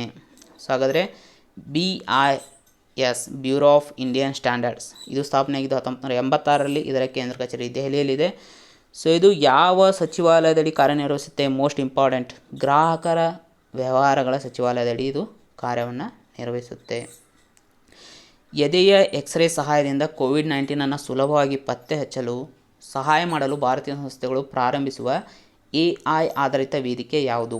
ಸೊ AI ಅಂದರೆ ಆರ್ಟಿಫಿಷಿಯಲ್ ಇಂಟೆಲಿಜೆನ್ಸ್ ಅಂದರೆ ಕೃತಕ ಬುದ್ಧಿಮತ್ತೆ ಆಧಾರಿತ ಪೋರ್ಟಲ್ ಅಥವಾ ವೇದಿಕೆ ಯಾವುದಪ್ಪ ಅಂದರೆ ಅದೇ ಎಕ್ಸ್ರೇ ಸೇತು. ಮೋಸ್ಟ್ ಇಂಪಾರ್ಟೆಂಟ್, ಇತ್ತೀಚೆಗೆ ಸುದ್ದಿಯಲ್ಲಿರುವಂಥ ಎಕ್ಸ್ರೇ ಸೇತು ಅನ್ನೋದು ಯಾವುದಕ್ಕೆ ಸಂಬಂಧಪಟ್ಟಿದೆ ಅಂತ ಕೂಡ ಪ್ರಶ್ನೆಯನ್ನು ಕೇಳಬಹುದು. 2027ರ ICC ಪುರುಷರ ಕ್ರಿಕೆಟ್ ವಿಶ್ವಕಪ್ನಲ್ಲಿ ಎಷ್ಟು ತಂಡಗಳು ಭಾಗವಹಿಸಲಿವೆ? ಸೊ 2027ರ ICC ಪುರುಷರ ಕ್ರಿಕೆಟ್ ವಿಶ್ವಕಪ್ನಲ್ಲಿ ಒಟ್ಟು ಎಷ್ಟು ತಂಡಗಳು ಭಾಗವಹಿಸಲಿವೆ ಅಂದರೆ ಒಟ್ಟು 14 ತಂಡಗಳು ಭಾಗವಹಿಸಲಿವೆ. ಇತ್ತೀಚೆಗೆ ICCI ಈ ಕುರಿತು ಸುದ್ದಿಯನ್ನು ಹೊರಡಿಸಿದೆ. ಸೊ ಅದೇ ರೀತಿ T20ಯಲ್ಲಿ T20ಯಲ್ಲಿ ಒಟ್ಟು 20 ತಂಡಗಳು ಭಾಗವಹಿಸಲಿವೆ. ಇನ್ನೊಂದು ವಿಶೇಷ ಸುದ್ದಿ ಏನಂದರೆ 2023ರ ಏಕದಿನ ಕ್ರಿಕೆಟ್ ವಿಶ್ವಕಪ್ ಭಾರತದಲ್ಲಿ ನಡೆಯಲಿದೆ.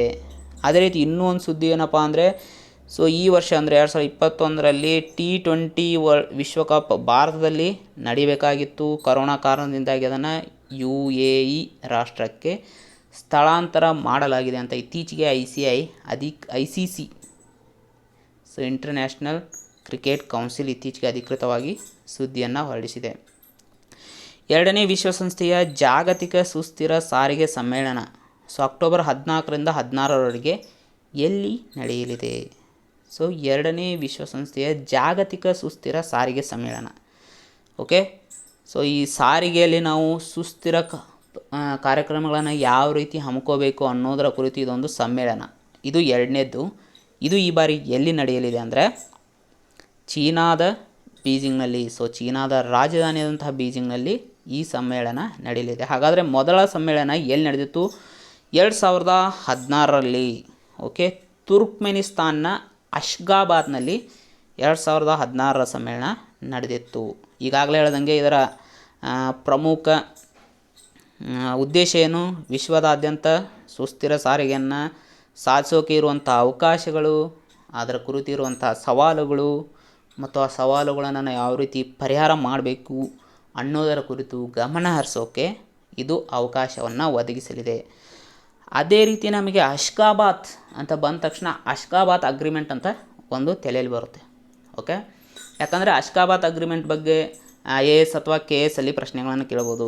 ಇದರ ಕುರಿತು ಶಾರ್ಟಾಗಿ ನಿಮಗೆ FDA SDA ಅಥವಾ ಗ್ರೂಪ್ C PSI ಎಕ್ಸಾಮ್ಗಳಲ್ಲೂ ಕೂಡ ಪ್ರಶ್ನೆಯನ್ನು ಕೇಳ್ಬೋದು. ಹೀಗಾಗಿ ಇದ್ರ ಬಗ್ಗೆ ನಾವು ತಿಳ್ಕೋಬೇಕು. Okay, Ashgabat agreement is a multi modal transport agreement. Okay, ಇದು ಒಂದು ಸಾರಿಗೆ ಒಪ್ಪಂದ ಆಗಿದೆ.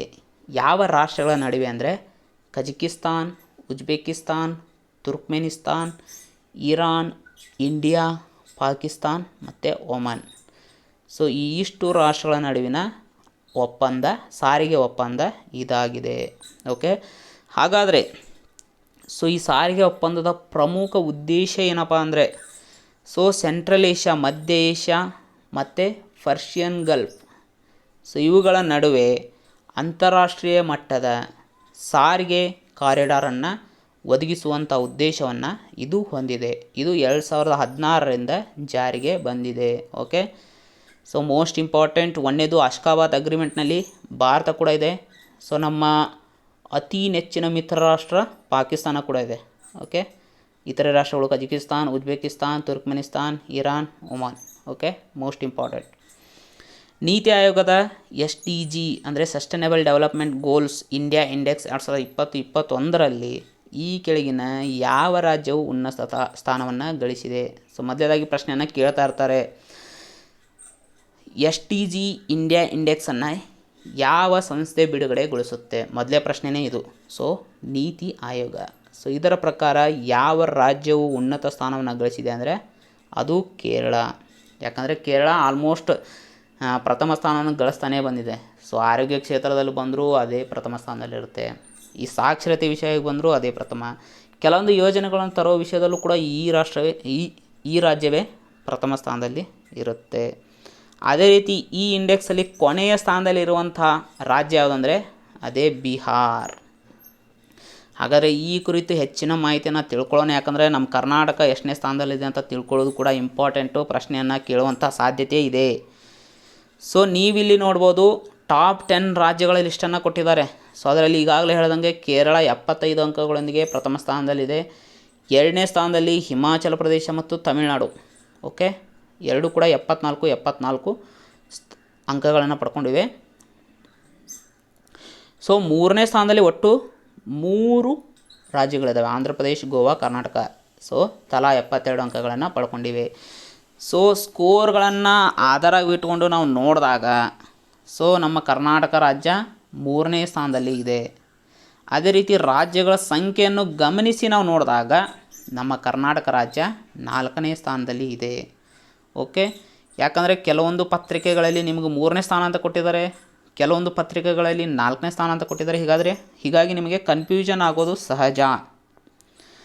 ಓಕೆ, ದಿ ಹಿಂದೂ ನ್ಯೂಸ್ ಪೇಪರಲ್ಲಿ ಕರ್ನಾಟಕ 3ನೇ ಸ್ಥಾನದಲ್ಲಿದೆ ಅಂತ ಕೊಟ್ಟಿದ್ದಾರೆ. ಅದೇ ರೀತಿ ನಮ್ಮ ಕರ್ನಾಟಕದ ಬಹುತೇಕ ಪತ್ರಿಕೆಗಳಲ್ಲಿ 4ನೇ ಸ್ಥಾನದಲ್ಲಿದೆ ಅಂತ ಕೊಟ್ಟಿದ್ದಾರೆ. ಅದೇ ರೀತಿ ನಮ್ಮ ರಾಜ್ಯ ನಾಯಕರು ಕೂಡ ನಮ್ಮ ಕರ್ನಾಟಕ ರಾಜ್ಯ ಈ ಬಾರಿ ಸುಸ್ಥಿರ ಅಭಿವೃದ್ಧಿ ಗುರಿಗಳ ಇಂಡಿಯಾ ಇಂಡೆಕ್ಸ್ನಲ್ಲಿ 4ನೇ ಸ್ಥಾನ ಪಡೆದಿದೆ ಅಂತ ಖುಷಿಯನ್ನು ಹಂಚಿಕೊಂಡಿದ್ದಾರೆ. ಓಕೆ, ಸೊ ಅದು 4ನೇ ಸ್ಥಾನನೋ 3ನೇ ಸ್ಥಾನನೋ, ಸೊ ಅದು ಕ್ವಶನ್ ಯಾವ ರೀತಿ ಕೇಳ್ತಾರೆ ಅನ್ನೋದ್ರ ಮೇಲೆ ಡಿಪೆಂಡ್ ಆಗುತ್ತೆ. ಓಕೆ, ಸೊ ಇತರೆ ಅಂಶಗಳ ಬಗ್ಗೆ ನಾವು ತಿಳ್ಕೊಳ್ಳೋದಾದರೆ ಓಕೆ, ಮೊದಲೇದಾಗಿ ಈಗಾಗಲೇ ಹೇಳ್ದಂಗೆ ರಾಜ್ಯಗಳಲ್ಲಿ ಕೇರಳ ಪ್ರಥಮ ಸ್ಥಾನ, ಕೊನೆಯ ಸ್ಥಾನವನ್ನು ಬಿಹಾರ್. ಅದೇ ರೀತಿ ಕೇಂದ್ರಾಡಳಿತ ಪ್ರದೇಶಗಳಲ್ಲಿ ಚಂಡೀಗಢ ಮೊದಲ ಸ್ಥಾನವನ್ನು ಪಡ್ಕೊಂಡಿದೆ, 2ನೇ ಸ್ಥಾನವನ್ನು ದೆಹಲಿ ಪಡ್ಕೊಂಡಿದೆ. ಓಕೆ, ಸೊ ಇಲ್ಲಿ ಕೆಲವೊಂದು ಅಂಶಗಳನ್ನು ಕೊಟ್ಟಿದ್ದಾರೆ. ಓಕೆ, ಸೊ ಅಂಶಗಳನ್ನು ನೀವು ಕೆಲವೊಂದು ಎಸ್ಸೆಗಳಲ್ಲಿ ಬಳಸ್ಕೋಬೋದು. ಸೊ ಯಾವ ಅಂಶಗಳು? ಫಾರ್ ಎಕ್ಸಾಂಪಲ್, ಕೇರಳ ಮತ್ತು ಚಂಡೀಗಢ ಶೂನ್ಯ ಹಸಿವಿನ ಸೂಚ್ಯಂಕಗಳ ಖಚಿತಪಡಿಸಿಕೊಳ್ಳಲು ಉತ್ತಮವಾಗಿ ಕಾರ್ಯವನ್ನು ನಿರ್ವಹಿಸಿವೆ. ಅದೇ ರೀತಿ ಉತ್ತಮ ಆರೋಗ್ಯ ದೃಷ್ಟಿಯಿಂದ ಗುಜರಾತ್ ಮತ್ತು ದೆಹಲಿಯನ್ನು ಅತ್ಯುತ್ತಮ ಅಂತ ಆಯ್ಕೆ ಮಾಡಲಾಗಿದೆ. ಗುಣಮಟ್ಟ ಶಿಕ್ಷಣದಲ್ಲಿ ಕೇರಳ ಮತ್ತು ಚಂಡೀಗಢ ಅಗ್ರಸ್ಥಾನದಲ್ಲಿವೆ. ಸೊ ಆಲ್ವೇಸ್ ಈ ಶಿಕ್ಷಣದ ವಿಷಯಕ್ಕೆ ಬಂದರೆ ಕೇರಳ ಆಲ್ವೇಸ್ ಫಸ್ಟ್ ಇದ್ದೇ ಇರುತ್ತೆ. ಅದೇ ರೀತಿ ಈ ಛತ್ತೀಸ್ಗಢ, ಅಂಡಮಾನ್ ಮತ್ತು ನಿಕೋಬಾರ್ ದ್ವೀಪ ಈ ಲಿಂಗ ಸಮಾನತೆಯನ್ನು ಖಾತ್ರಿಪಡಿಸುವಲ್ಲಿ ಉತ್ತಮವಾಗಿ ಕಾರ್ಯನಿರ್ವಹಿಸ್ತಾ ಇದ್ದಾವೆ. ಓಕೆ, ಅದೇ ರೀತಿ ಇನ್ನು ಆರ್ಥಿಕ ಬೆಳವಣಿಗೆಯನ್ನು ಲೆಕ್ಕಕ್ಕೆ ತಗೊಂಡ್ರೆ ಹಿಮಾಚಲ ಪ್ರದೇಶ ಮತ್ತು ಚಂಡೀಗಢ ಮೊದಲ ಸ್ಥಾನದಲ್ಲಿವೆ.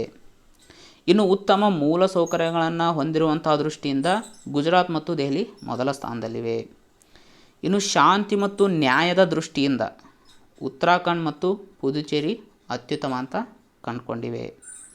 ಸೊ ಇವಿಷ್ಟು ಅಂಶಗಳನ್ನು ನೀವು ಕೆಲವೊಂದು ಎಸ್ಸೆಗಳಲ್ಲಿ ಬಳಸ್ಬೋದು. ಯಾಕಂದರೆ ನಮ್ಮ ಕರ್ನಾಟಕ ಬಹುತೇಕ ಯಾವುದರಲ್ಲೂ ಕೂಡ ಪ್ರಥಮ ಸ್ಥಾನದಲ್ಲಿ ಇಲ್ಲ. ಓಕೆ, ಸೊ ಹಾಗಾದರೆ ನೀತಿ ಆಯೋಗದ ಬಗ್ಗೆ ನಾವು ಸ್ವಲ್ಪ ತಿಳ್ಕೋಬೇಕು. 1950ರಲ್ಲಿ ನಾವು ಯೋಜನಾ ಆಯೋಗವನ್ನು ಸ್ಥಾಪನೆ ಮಾಡ್ತೀವಿ. ಓಕೆ, ಸೊ ಯೋಜನಾ ಆಯೋಗವನ್ನು 1950ರಲ್ಲಿ ಸ್ಥಾಪನೆ ಮಾಡಿದ್ದನ್ನು 2015 ಜನವರಿ 1ರಿಂದ ನೀತಿ ಆಯೋಗ ಅಂತ ನಾವು ಬದಲಾವಣೆ ಮಾಡ್ತೇವೆ. ಓಕೆ, ಸೊ ನೀತಿ ಆಯೋಗದ full form national institution for transforming India. Okay, ಪದೇ ಎಕ್ಸಾಮಲ್ಲಿ ಕೇಳಿದ್ದಾರೆ. ಸೊ ಹಾಗಾದರೆ ಈ ನೀತಿ ಆಯೋಗದ ಪದನಿಮಿತ್ತ ಅಧ್ಯಕ್ಷರಾಗಿ ಪ್ರಧಾನಮಂತ್ರಿಗಳು ಕಾರ್ಯನಿರ್ವಹಿಸ್ತಾರೆ. ಹಾಗಾದರೆ ಪ್ರಸ್ತುತ ಪ್ರಧಾನಮಂತ್ರಿ ನರೇಂದ್ರ ಮೋದಿ ಅವರು. ಸೊ ಇದರ ಪ್ರಸ್ತುತ ಉಪಾಧ್ಯಕ್ಷರು ಯಾರು? ನೀತಿ ಆಯೋಗದ ಪ್ರಸ್ತುತ ಉಪಾಧ್ಯಕ್ಷರು ರಾಜೀವ್ ಕುಮಾರ್ ಅವರು. ಓಕೆ, ಅದೇ ರೀತಿ ನೀತಿ ಆಯೋಗದ ಪ್ರಸ್ತುತ CEO ಚೀಫ್ ಎಕ್ಸಿಕ್ಯೂಟಿವ್ ಆಫೀಸರ್ ಯಾರು? ಅಮಿತಾಬ್ ಕಾಂತ್ ಅವರು. ಸುಸ್ಥಿರ ನಗರಾಭಿವೃದ್ಧಿ ಕ್ಷೇತ್ರದಲ್ಲಿ ಭಾರತ ಮತ್ತು ಯಾವ ದೇಶದ ನಡುವಿನ ಸಹಕಾರ ಒಪ್ಪಂದಕ್ಕೆ ಇತ್ತೀಚೆಗೆ ಕ್ಯಾಬಿನೆಟ್ ಅನುಮೋದನೆ ನೀಡಿದೆ? ಸೊ ಸಿಂಪಲ್ ಆಗಿ ಪ್ರಶ್ನೆಯನ್ನು ಕೇಳ್ತಾರೆ. ಸುಸ್ಥಿರ ನಗರಾಭಿವೃದ್ಧಿ ಕ್ಷೇತ್ರದಲ್ಲಿ ಭಾರತ ಮತ್ತು ಯಾವ ದೇಶದ ನಡುವಿನ ಸಹಕಾರ ಒಪ್ಪಂದಕ್ಕೆ ಇತ್ತೀಚೆಗೆ ಕ್ಯಾಬಿನೆಟ್ ಅನುಮೋದನೆ ನೀಡಿದೆ ಅಂದರೆ ಜಪಾನ್. ಮೋಸ್ಟ್ ಇಂಪಾರ್ಟೆಂಟ್ ಅಂದರೆ ನಗರ ಅಭಿವೃದ್ಧಿಯನ್ನು ಕೈಗೊಳ್ಳೋಕ್ಕೆ ಭಾರತ ಮತ್ತು ಜಪಾನ್ ಪರಸ್ಪರ ಸಹಕಾರವನ್ನು ನೀಡಲಿವೆ.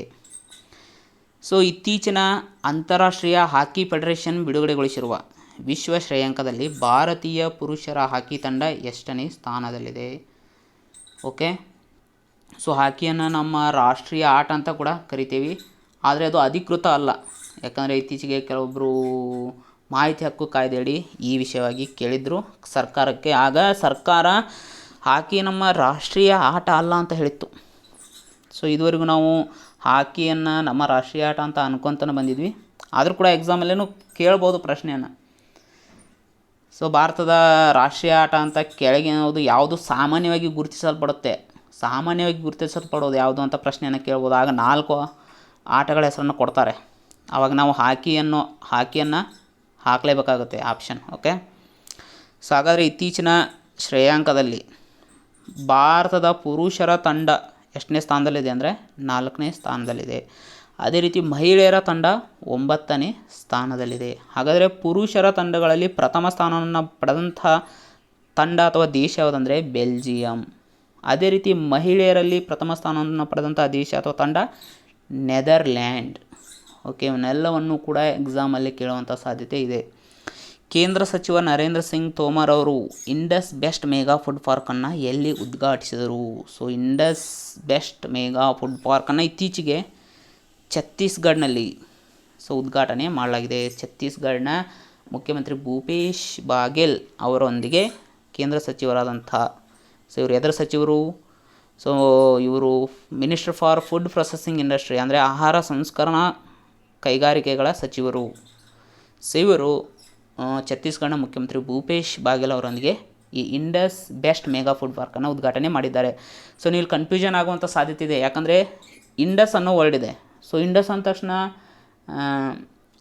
ನಮಗೆ ನದಿ ನೆನಪು ಬರುತ್ತೆ, ಯಾವುದು? ಇಂಡಸ್ ನದಿ. ಓಕೆ, ಜಮ್ಮು ಕಾಶ್ಮೀರ ಅಂತ ಹಾಕುವಂಥ ಚಾನ್ಸಸ್ ಇರುತ್ತೆ.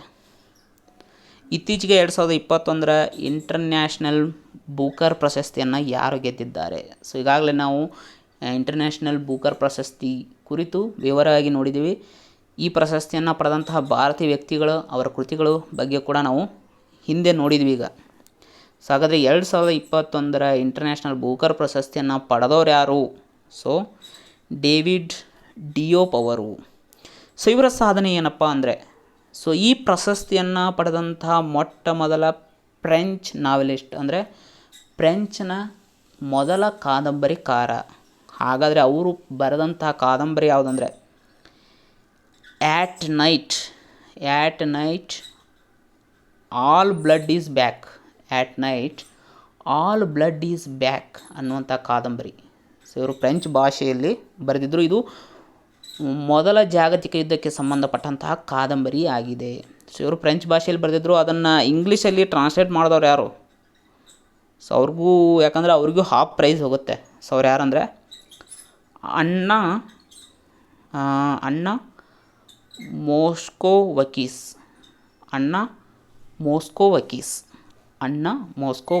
ಓಕೆ, ವಿಶ್ವದ ಮೊದಲ CO2 ಅಂದರೆ ಕಾರ್ಬನ್ ಡೈಆಕ್ಸೈಡ್ ತಟಸ್ಥ ಸಿಮೆಂಟ್ ಸ್ಥಾವರವನ್ನು 2030ರ ವೇಳೆಗೆ ಯಾವ ದೇಶದಲ್ಲಿ ತೆರೆಯಲಾಗುವುದು? ಮೊದಲಾಗಿ ಕಾರ್ಬನ್ ತಟಸ್ಥ ಸಿಮೆಂಟ್ ಸ್ಥಾವರ ಅಂದ್ರೇನು? ಸಾಮಾನ್ಯವಾಗಿ ಸಿಮೆಂಟನ್ನು ತಯಾರು ಮಾಡುವಂಥ ಕೈಗಾರಿಕೆಗಳು ಅಥವಾ ಕಾರ್ಖಾನೆಗಳು ಸಾಮಾನ್ಯವಾಗಿ ಕಾರ್ಬನ್ ಡೈಆಕ್ಸೈಡನ್ನು ವಾತಾವರಣಕ್ಕೆ ಬಿಡ್ತಾ ಇರ್ತವೆ. ಈ ಕಾರ್ಬನ್ ಡೈಆಕ್ಸೈಡನ್ನು ವಾತಾವರಣಕ್ಕೆ ಏನು ಬಿಡ್ತವೆ, ಆ ಕಾರ್ಬನ್ ಡೈಆಕ್ಸೈಡನ್ನು ಸಂಗ್ರಹ ಮಾಡೋದು, ಅಂದರೆ ವಾತಾವರಣಕ್ಕೆ ಬಿಡದ ಹಾಗೆ ಸಂಗ್ರಹವನ್ನು ಮಾಡುವಂಥ ವ್ಯವಸ್ಥೆಯನ್ನು ಅಳವಡಿಸ್ಕೊಳ್ಳೋದು. ಅದನ್ನು ನಾವು CO2 ತಟಸ್ಥ ಸಿಮೆಂಟ್ ಸ್ಥಾವರ ಅಂತ ಕರಿತೀವಿ. ಇದನ್ನು 2030ರ ವೇಳೆಗೆ ಯಾವ ದೇಶದಲ್ಲಿ ತೆರೆಯಲಾಗುವುದು ಅಂದರೆ ಸ್ವೀಡನ್. ಸ್ವೀಡನ್ನ ಒಂದು ಫೇಮಸ್ ಸಿಮೆಂಟ್ ಕಂಪ್ನಿ ಯಾವುದು? Heidelberg cement company. ಇದು ಜಗತ್ತಿನ 2ನೇ ಅತಿ ದೊಡ್ಡ ಸಿಮೆಂಟ್ ತಯಾರಕ ಕಂಪ್ನಿ ಆಗಿದೆ. ವಿಶ್ವಾಮಿತ್ರಿ ನದಿ ಯೋಜನೆಗೆ ಇತ್ತೀಚೆಗೆ ರಾಷ್ಟ್ರೀಯ ಹಸಿರು ನ್ಯಾಯಮಂಡಳಿಯ ಅನುಮೋದನೆ ದೊರೆತಿದೆ. ಕೆಳಗಿನ ಯಾವ ಪ್ರಮುಖ ನಗರವು ವಿಶ್ವಾಮಿತ್ರಿ ನದಿ ದಂಡೆಯಲ್ಲಿದೆ? ವಿಶ್ವಾಮಿತ್ರಿ ನದಿ ಇತ್ತೀಚೆಗೆ ಸುದ್ದಿಯಲ್ಲಿದೆ. ಯಾವ ಪ್ರಮುಖ ನಗರ ವಿಶ್ವಾಮಿತ್ರಿ ನದಿ ದಂಡೆಯಲ್ಲಿದೆ ಅಂದರೆ ಅದು ಅಹಮದಾಬಾದ್. ಮೋಸ್ಟ್ ಇಂಪಾರ್ಟೆಂಟ್, ಗುಜರಾತ್ನ ಅಹಮದಾಬಾದ್. ಯಾಕಂದರೆ ಇತ್ತೀಚೆಗೆ ಇದು ವಡೋದರ, ನಾಟ್ ಅಹಮದಾಬಾದ್, ವಡೋದರ. ಓಕೆ, ಇತ್ತೀಚೆಗೆ ಏನು ಮಾಡಿತ್ತಂದರೆ Supreme Court Vadodara municipal corporation ಮತ್ತು ಇತರೆ ಪ್ರಾಧಿಕಾರಗಳಿಗೆ ವಿಶ್ವಾಮಿತ್ರ ರಿವರ್ ಆ್ಯಕ್ಷನ್ ಪ್ಲ್ಯಾನನ್ನು ಕೈಗೊಳ್ಳೋಕ್ಕೆ ಸುಪ್ರೀಂ ಕೋರ್ಟ್ ಕೆಲವೊಂದು ಮಾರ್ಗದರ್ಶನಗಳನ್ನು ನೀಡಿತ್ತು. ಯಾಕಂದರೆ ಇದರ ರಕ್ಷಣೆ ಇತ್ತೀಚಿನ ದಿನಗಳಲ್ಲಿ ಮಹತ್ವವಾಗಿದೆ. ಈ ವಿಶ್ವಾಮಿತ್ರ ನದಿ ದಂಡೆಯಲ್ಲಿ ಕಂಡುಬರುವಂಥ ಪ್ರಮುಖ ನಗರ ಯಾವುದು? ವಡೋದರ. Okay, not Ahmedabad. ಈ ಕೆಳಗಿನವುಗಳಲ್ಲಿ ಯಾವುದು ಮಕ್ಕಳಿಗಾಗಿ ಆನ್ಲೈನ್ ಟ್ರ್ಯಾಕಿಂಗ್ ಪೋರ್ಟಲ್? ಅದರ ಹೆಸರು ಯಾವುದು? Online tracking portal. ಅದರ ಹೆಸರು ball Swaraj Covid care link. ಇದನ್ನು ರೂಪಿಸಿದೆ. ಓಕೆ, ಮೊದಲೇದಾಗಿ ತಿಳ್ಕೊಂಬಿಡೋಣ, ಈ ಬಾಲ್ ಸ್ವರಾಜ್ ಪೋರ್ಟಲ್ ಏನಿದೆ ಇದರ ಪ್ರಮುಖ ಉದ್ದೇಶ ಏನಂತ ನಾವು ತಿಳ್ಕೊಳ್ಳೋಣ. ಈ ಬಾಲ್ ಸ್ವರಾಜ್ ಪೋರ್ಟಲ್ನ ಪ್ರಮುಖ ಉದ್ದೇಶ ಏನಂದರೆ ಈ ಕೋವಿಡ್-19ನಿಂದ ಮಕ್ಕಳು ಏನು ಪೋಷಕರನ್ನು ಕಳ್ಕೊಂಡಿರ್ತಾರೆ, ಇಬ್ಬರು ಪೋಷಕರನ್ನು ಕಳ್ಕೊಂಡಿರ್ಬೋದು, ತಂದೆ ತಾಯಿಯನ್ನು ಕಳ್ಕೊಂಡಿರ್ಬೋದು ಅಥವಾ ತಂದೆ ಅಥವಾ ತಾಯಿ ಇಬ್ಬರಲ್ಲಿ ಒಬ್ಬರನ್ನಾದರೂ ಕಳ್ಕೊಂಡಿರ್ಬೋದು. ಅಂತಹ ಮಕ್ಕಳನ್ನು ಈ ಪೋರ್ಟಲ್ನ ಮೂಲಕ ಟ್ರ್ಯಾಕ್ ಮಾಡುವಂಥ ಉದ್ದೇಶನ ಈ ಬಾಲ್ ಸ್ವರಾಜ್ ಪೋರ್ಟಲ್ ಹೊಂದಿದೆ. ಹಾಗಾದರೆ ಇದನ್ನು ರೂಪಿಸಿದಂತಹ ಸಂಸ್ಥೆ ಯಾವುದಪ್ಪ ಅಂದರೆ national commission for protection of child rights. ಅಂದರೆ ಕನ್ನಡದಲ್ಲಿ ಹೇಳ್ಬೇಕಂದ್ರೆ ಮಕ್ಕಳ ಹಕ್ಕುಗಳ ರಕ್ಷಣೆಯ ರಾಷ್ಟ್ರೀಯ ಆಯೋಗ ಅಂತ ನಾವು ಹೇಳ್ಬೋದು. ಸೊ ಹಾಗಾದರೆ ಇದನ್ನು 2005 ಕಾಯ್ದೆಯ ಮೂಲಕ 2007 ಪ್ರಾರಂಭ ಮಾಡಲಾಗಿದೆ. ಸೊ ಇದು ಕೂಡ ಒಂದು ಶಾಸನಬದ್ಧ ಸಂಸ್ಥೆ. ಮೋಸ್ಟ್ ಇಂಪಾರ್ಟೆಂಟ್ 2021 ವಿಶ್ವ ಪರಿಸರ ದಿನದ ವಿಷಯವೇನು? ಮೋಸ್ಟ್ ಇಂಪಾರ್ಟೆಂಟ್, ಯಾಕಂದರೆ ಪರಿಸರ ಅನ್ನೋದು ಪದೇ ಪದೇ ಸುದ್ದಿಯಲ್ಲಿರುತ್ತೆ. ಸೊ ಅದೇ ರೀತಿ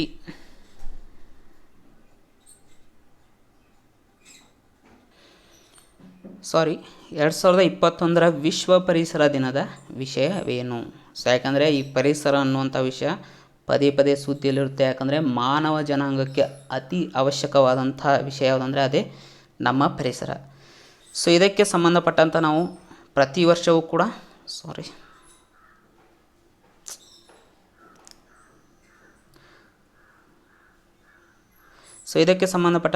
ಪ್ರತಿ ವರ್ಷವೂ ಕೂಡ ಒಂದು ದಿನವನ್ನು ಆಚರಣೆ ಮಾಡ್ತೀವಿ, ಅದೇ ವಿಶ್ವ ಪರಿಸರ ದಿನ. ಸೊ ಪ್ರತಿ ವರ್ಷ ನಾವು ಜೂನ್ 5 ವಿಶ್ವ ಪರಿಸರ ದಿನವನ್ನು ಆಚರಣೆ ಮಾಡ್ತೀವಿ. ಓಕೆ, ಸೊ ಹಾಗಾದರೆ ಈ ಬಾರಿಯ ವಿಶ್ವ ಪರಿಸರ ದಿನದ ವಿಷಯ ಏನಾಗಿತ್ತು? ಸೊ ಈ ಬಾರಿಯ ವಿಶ್ವ ಪರಿಸರ ದಿನದ ವಿಷಯ ಏನಾಗಿತ್ತಪ್ಪ ಅಂದರೆ ಅದೇ ಮರುಕಲ್ಪನೆ, ಮರುಸೃಷ್ಟಿಸಿ ಮತ್ತು ಮರುಸ್ಥಾಪಿಸಿ. ಓಕೆ, ಸೊ ಹಾಗಾದರೆ ಈ ಬಾರಿಯ ವಿಶ್ವ ಪರಿಸರ ದಿನವನ್ನು ಹೋಸ್ಟ್ ಅಥವಾ ಆಯೋಜನೆ ಮಾಡಿದಂತಹ ದೇಶ ಯಾವುದಪ್ಪ ಅಂದರೆ ಅದೇ ಪಾಕಿಸ್ತಾನ್. ಸೊ ಹಾಗಾದರೆ ವಿಶ್ವ ಪರಿಸರ ದಿನದ ಬಗ್ಗೆ ಸ್ವಲ್ಪ ತಿಳ್ಕೊಳ್ಳೋಣ. ಸೊ ಮೊದಲನೇದಾಗಿ ವಿಶ್ವಸಂಸ್ಥೆಯ ಸಾಮಾನ್ಯ ಸಭೆ ಜೂನ್ 5 ನಾವು ವಿಶ್ವ ಪರಿಸರ ದಿನಾಚರಣೆಯಾಗಿ ಆಚರಣೆ ಮಾಡಬೇಕು ಅಂತ 1977 ತೀರ್ಮಾನ ಮಾಡಿತು. ರೀಸನ್ ಏನು? 1977 ನಾವು ಮೊಟ್ಟ ಮೊದಲ ಬಾರಿಗೆ ಮಾನವ ಪರಿಸರ ಸಮ್ಮೇಳನವನ್ನು ಸ್ಟಾಕ್ಹೋಮ್ ಎಂಬಲ್ಲಿ ಆಯೋಜನೆ ಮಾಡಿರ್ತೀವಿ. ಸೊ ಅದರ ಸವಿ ನೆನಪಿಗಾಗಿ ಜೂನ್ 5 ನಾವು ವಿಶ್ವ ಪರಿಸರ ದಿನ ಅಂತ ಆಚರಣೆ ಮಾಡಬೇಕು ಅಂತ 1977 ನಿರ್ಧಾರ ಮಾಡಲಾಗುತ್ತೆ. 1974 ಮೊದಲ ಬಾರಿಗೆ ವಿಶ್ವ ಪರಿಸರ ದಿನವನ್ನು ಆಚರಣೆ ಮಾಡಲಾಗುತ್ತೆ. ಆಗ ಅದರ ಥೀಮ್ ಏನಾಗಿತ್ತು ಅಂದರೆ ಓನ್ಲಿ ಒನ್ ಅರ್ತ್, ಅಂದರೆ ಇರುವುದೊಂದೇ ಭೂಮಿ. ಇತ್ತೀಚೆಗೆ ಸುದ್ದಿ ಮಾಡುತ್ತಿರುವ ಈಗಲ್ ಆ್ಯಕ್ಟ್ ಯಾವ ದೇಶಕ್ಕೆ ಸಂಬಂಧಿಸಿದೆ? ಸೊ ಈಗಲ್ ಆ್ಯಕ್ಟ್ ಅನ್ನೋದು ಇದು ಅಮೇರಿಕಾ ದೇಶಕ್ಕೆ ಸಂಬಂಧಪಟ್ಟಿದೆ. ಸೊ ಹಾಗಾದರೆ ಇದ್ರ ಬಗ್ಗೆ ಸ್ವಲ್ಪ ತಿಳ್ಕೊಳ್ಳೋಣ. ಮೊದಲನೇದಾಗಿ ಈಗಲ್ ಆ್ಯಕ್ಟ್ನ full form equal access to green cards for legal employment act ಅನ್ನೋದು ಇದರ ಫುಲ್ ಫಾರ್ಮ್. ಹಾಗಾದರೆ ಈ ಆ್ಯಕ್ಟ್ನ ಪ್ರಮುಖ ಉದ್ದೇಶ ಏನು? ಸೊ ನಿಮಗೆ ಗೊತ್ತಿರೋ ಹಾಗೆ ಅಮೇರಿಕಾದಲ್ಲಿ ಅನೇಕ ವಿದೇಶಿಗರು ಉದ್ಯೋಗವನ್ನು ಅರಸ್ಕೊಂಡು ಬರ್ತಾರೆ, ಅಲ್ಲೇ ನೆಲೆಸ್ತಾರೆ. ಸೊ ಅಂಥವ್ರಿಗೋಸ್ಕರ ಏನಂದರೆ ಈಗ ಕೆಲವೊಂದು ಲಿಮಿಟ್ ಇದೆ. ಸೊ ಪ್ರತಿ ದೇಶಕ್ಕೂ ಪ್ರತಿ ವರ್ಷ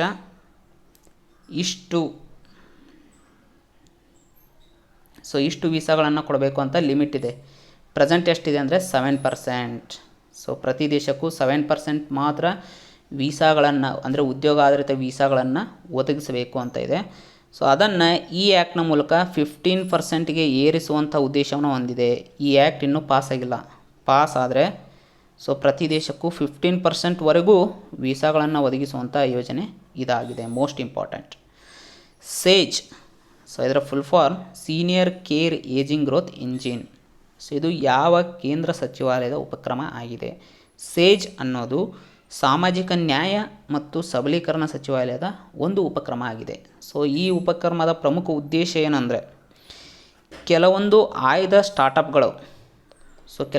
ಸ್ಟಾರ್ಟಪ್ಗಳನ್ನು ಆಯ್ಕೆ ಮಾಡಿ ಅವುಗಳು ಉತ್ಪಾದನೆ ಮಾಡುವಂಥ ಯಾವ ರೀತಿಯ ಉತ್ಪಾದನೆ ಮಾಡ್ತವೆ ಅಂದರೆ ಹಿರಿಯರ ಆರೈಕೆ ಉತ್ಪನ್ನಗಳು ಮತ್ತು ಸೇವೆಗಳನ್ನು. ಸೊ ಇವುಗಳನ್ನು ಆ ಸ್ಟಾರ್ಟಪ್ಗಳ ಮೂಲಕ ಈ ಪೋರ್ಟಲನ್ನು ಬಳಕೆ ಮಾಡಿಕೊಂಡು ಸರ್ವಿಸನ್ನು ಪ್ರೊವೈಡ್ ಮಾಡೋದು ಸೀನಿಯರ್ಸ್ಗೆ. ಓಕೆ, ಹಾಗಾದರೆ ಈ ಪೋರ್ಟಲನ್ನು ಇತ್ತೀಚೆಗೆ ಜಾರಿಗೊಳಿಸ್ತವ್ರು ಯಾರಂದರೆ ಸಾಮಾಜಿಕ ನ್ಯಾಯ ಮತ್ತು ಸಬಲೀಕರಣ ಸಚಿವಾಲಯದ ಸಚಿವರಾದ ತಾವರ್ ಚಂದ್ ಗೆಹ್ಲೋಟ್ ಅವರು. IIT ಹೈದರಾಬಾದ್ ಅಭಿವೃದ್ಧಿಪಡಿಸಿರುವ ಆಂಪ್ಯೋಟೆರಿಸಿನ್ B, ಶಾರ್ಟಾಗಿ ನಾವು AMB ಅಂತ ಕರಿತೀವಿ. ಸೊ ಈ ಮಾತ್ರೆಯು ಯಾವ ರೋಗಕ್ಕೆ ಸಂಬಂಧಿಸಿದೆ? ಸೊ ಆಂಪ್ಯೋಟೆರಿಸಿನ್ B ಮಾತ್ರೆ ಭಾಳಷ್ಟು ಸುದ್ದಿಯಲ್ಲಿದೆ ಇತ್ತೀಚೆಗೆ. ಯಾಕಂದರೆ COVID-19 ರೋಗದ ನಂತರ ಮತ್ತೊಂದು ಪ್ರಮುಖ ರೋಗ ಕಾಣಿಸ್ಕೊಳ್ತು, ಅದ್ಯಾವುದು? Black fungus. ಸೊ ಆ ಬ್ಲ್ಯಾಕ್ ಫಂಗಸ್ಗೂ ಕೂಡ ಈ ಮಾತ್ರೆಯನ್ನು ಬಳಸ್ಬೋದು ಅಂತ ಹೇಳಲಾಗ್ತಿದೆ. ಓಕೆ, ಹೀಗಾಗಿ ಇದು ಸುದ್ದಿಯಲ್ಲಿದೆ. ಆದರೆ ಈ ಮಾತ್ರೆಯನ್ನು ಪ್ರಮುಖವಾಗಿ ಯಾವ ರೋಗಕ್ಕೆ ಸಂಬಂಧಪಟ್ಟಂತೆ ತಯಾರಿಸಲಾಗಿತ್ತು ಅಂದರೆ ಕಾಲಾ ಅಜಾರ್. ಓಕೆ, ಕಾಲಾ ಅಜಾರ್ ರೋಗದ ಬಗ್ಗೆ ಸ್ವಲ್ಪ ನಾವು ಮುಂದೆ ನೋಡೋಣ. ಸೊ ಈ ರೋಗಕ್ಕಾಗಿ ಇದನ್ನು ಪ್ರಮುಖವಾಗಿ ಅಭಿವೃದ್ಧಿಪಡಿಸಲಾಗಿತ್ತು. ಆದರೆ ಈಗ IIT ಹೈದರಾಬಾದ್ ಅಭಿವೃದ್ಧಿಪಡಿಸುವಂತಹ ಮಾತ್ರೆ ಯಾವ ರೀತಿಯ ಮಾತ್ರೆ ಅಂದರೆ ನ್ಯಾನೋ ಫೈಬರ್ ಆಧಾರಿತ ಮಾತ್ರೆ. ಓಕೆ, ನ್ಯಾನೋ ಫೈಬರ್ ಆಧಾರಿತ ಮಾತ್ರೆ. ಸೊ ಇದನ್ನು ನಾವು ಬಾಯಿಂದ ತೆಗೆದುಕೊಳ್ಳುವಂಥದ್ದು.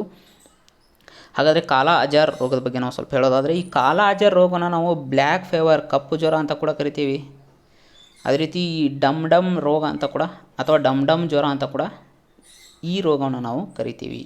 ಸೊ ಈ ಕಾಲಾ ಅಜಾರ್ ರೋಗ ಯಾವ ಜೀವಿಗಳಿಂದ ಬರುತ್ತಂದರೆ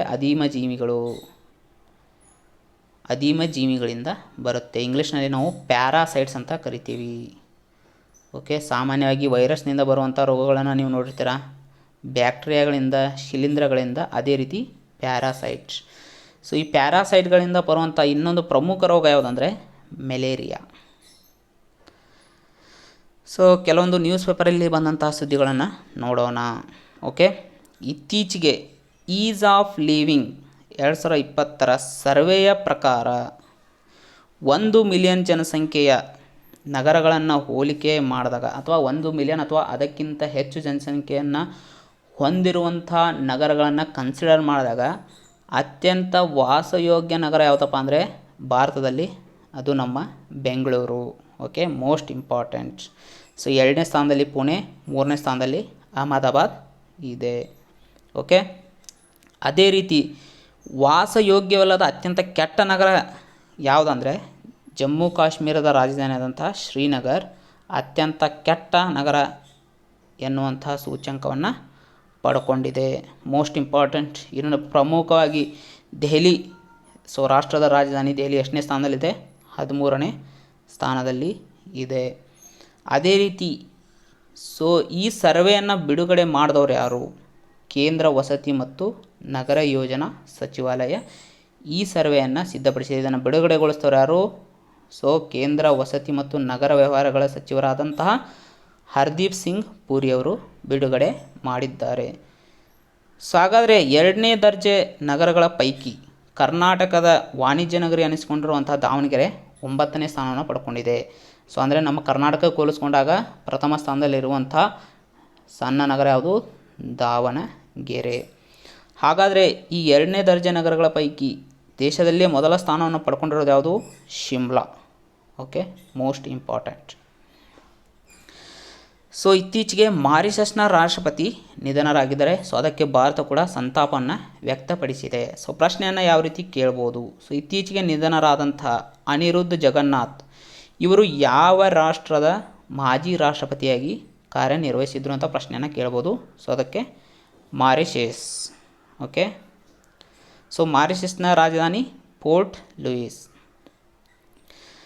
ಸೊ ಅದೇ ರೀತಿ ಇತ್ತೀಚೆಗೆ ಕರ್ನಾಟಕ ಸುದ್ದಿಯಲ್ಲಿದೆ ಯಾವ ವಿಷಯವಾಗಿ ಅಂದರೆ, ಸೊ 2020ರಲ್ಲಿ ಗರಿಷ್ಠ ಸುಗ್ರೀವಾಜ್ಞೆಗಳನ್ನು ಹೊರಡಿಸುವ ರಾಜ್ಯಗಳ ಪಟ್ಟಿಯಲ್ಲಿ ಕರ್ನಾಟಕ 2ನೇ ಸ್ಥಾನದಲ್ಲಿದೆ.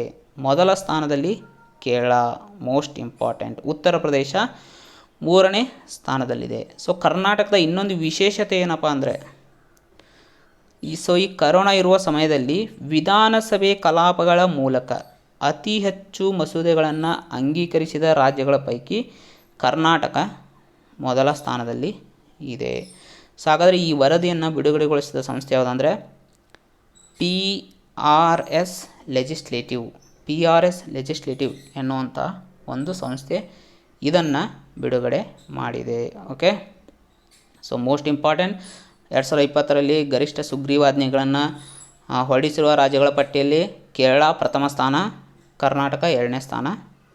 ಅದೇ ರೀತಿ ಕರ್ನಾಟಕ ಈ ಕರೋನಾ ಸಮಯದಲ್ಲಿ ವಿಧಾನಸಭೆ ಕಲಾಪದ ಮೂಲಕ ಅತಿ ಹೆಚ್ಚು ಮಸೂದೆಗಳನ್ನು ಅಂಗೀಕರಿಸಿದ ರಾಜ್ಯಗಳ ಪೈಕಿ ಕರ್ನಾಟಕ ಮೊದಲ ಸ್ಥಾನದಲ್ಲಿ ಇದೆ.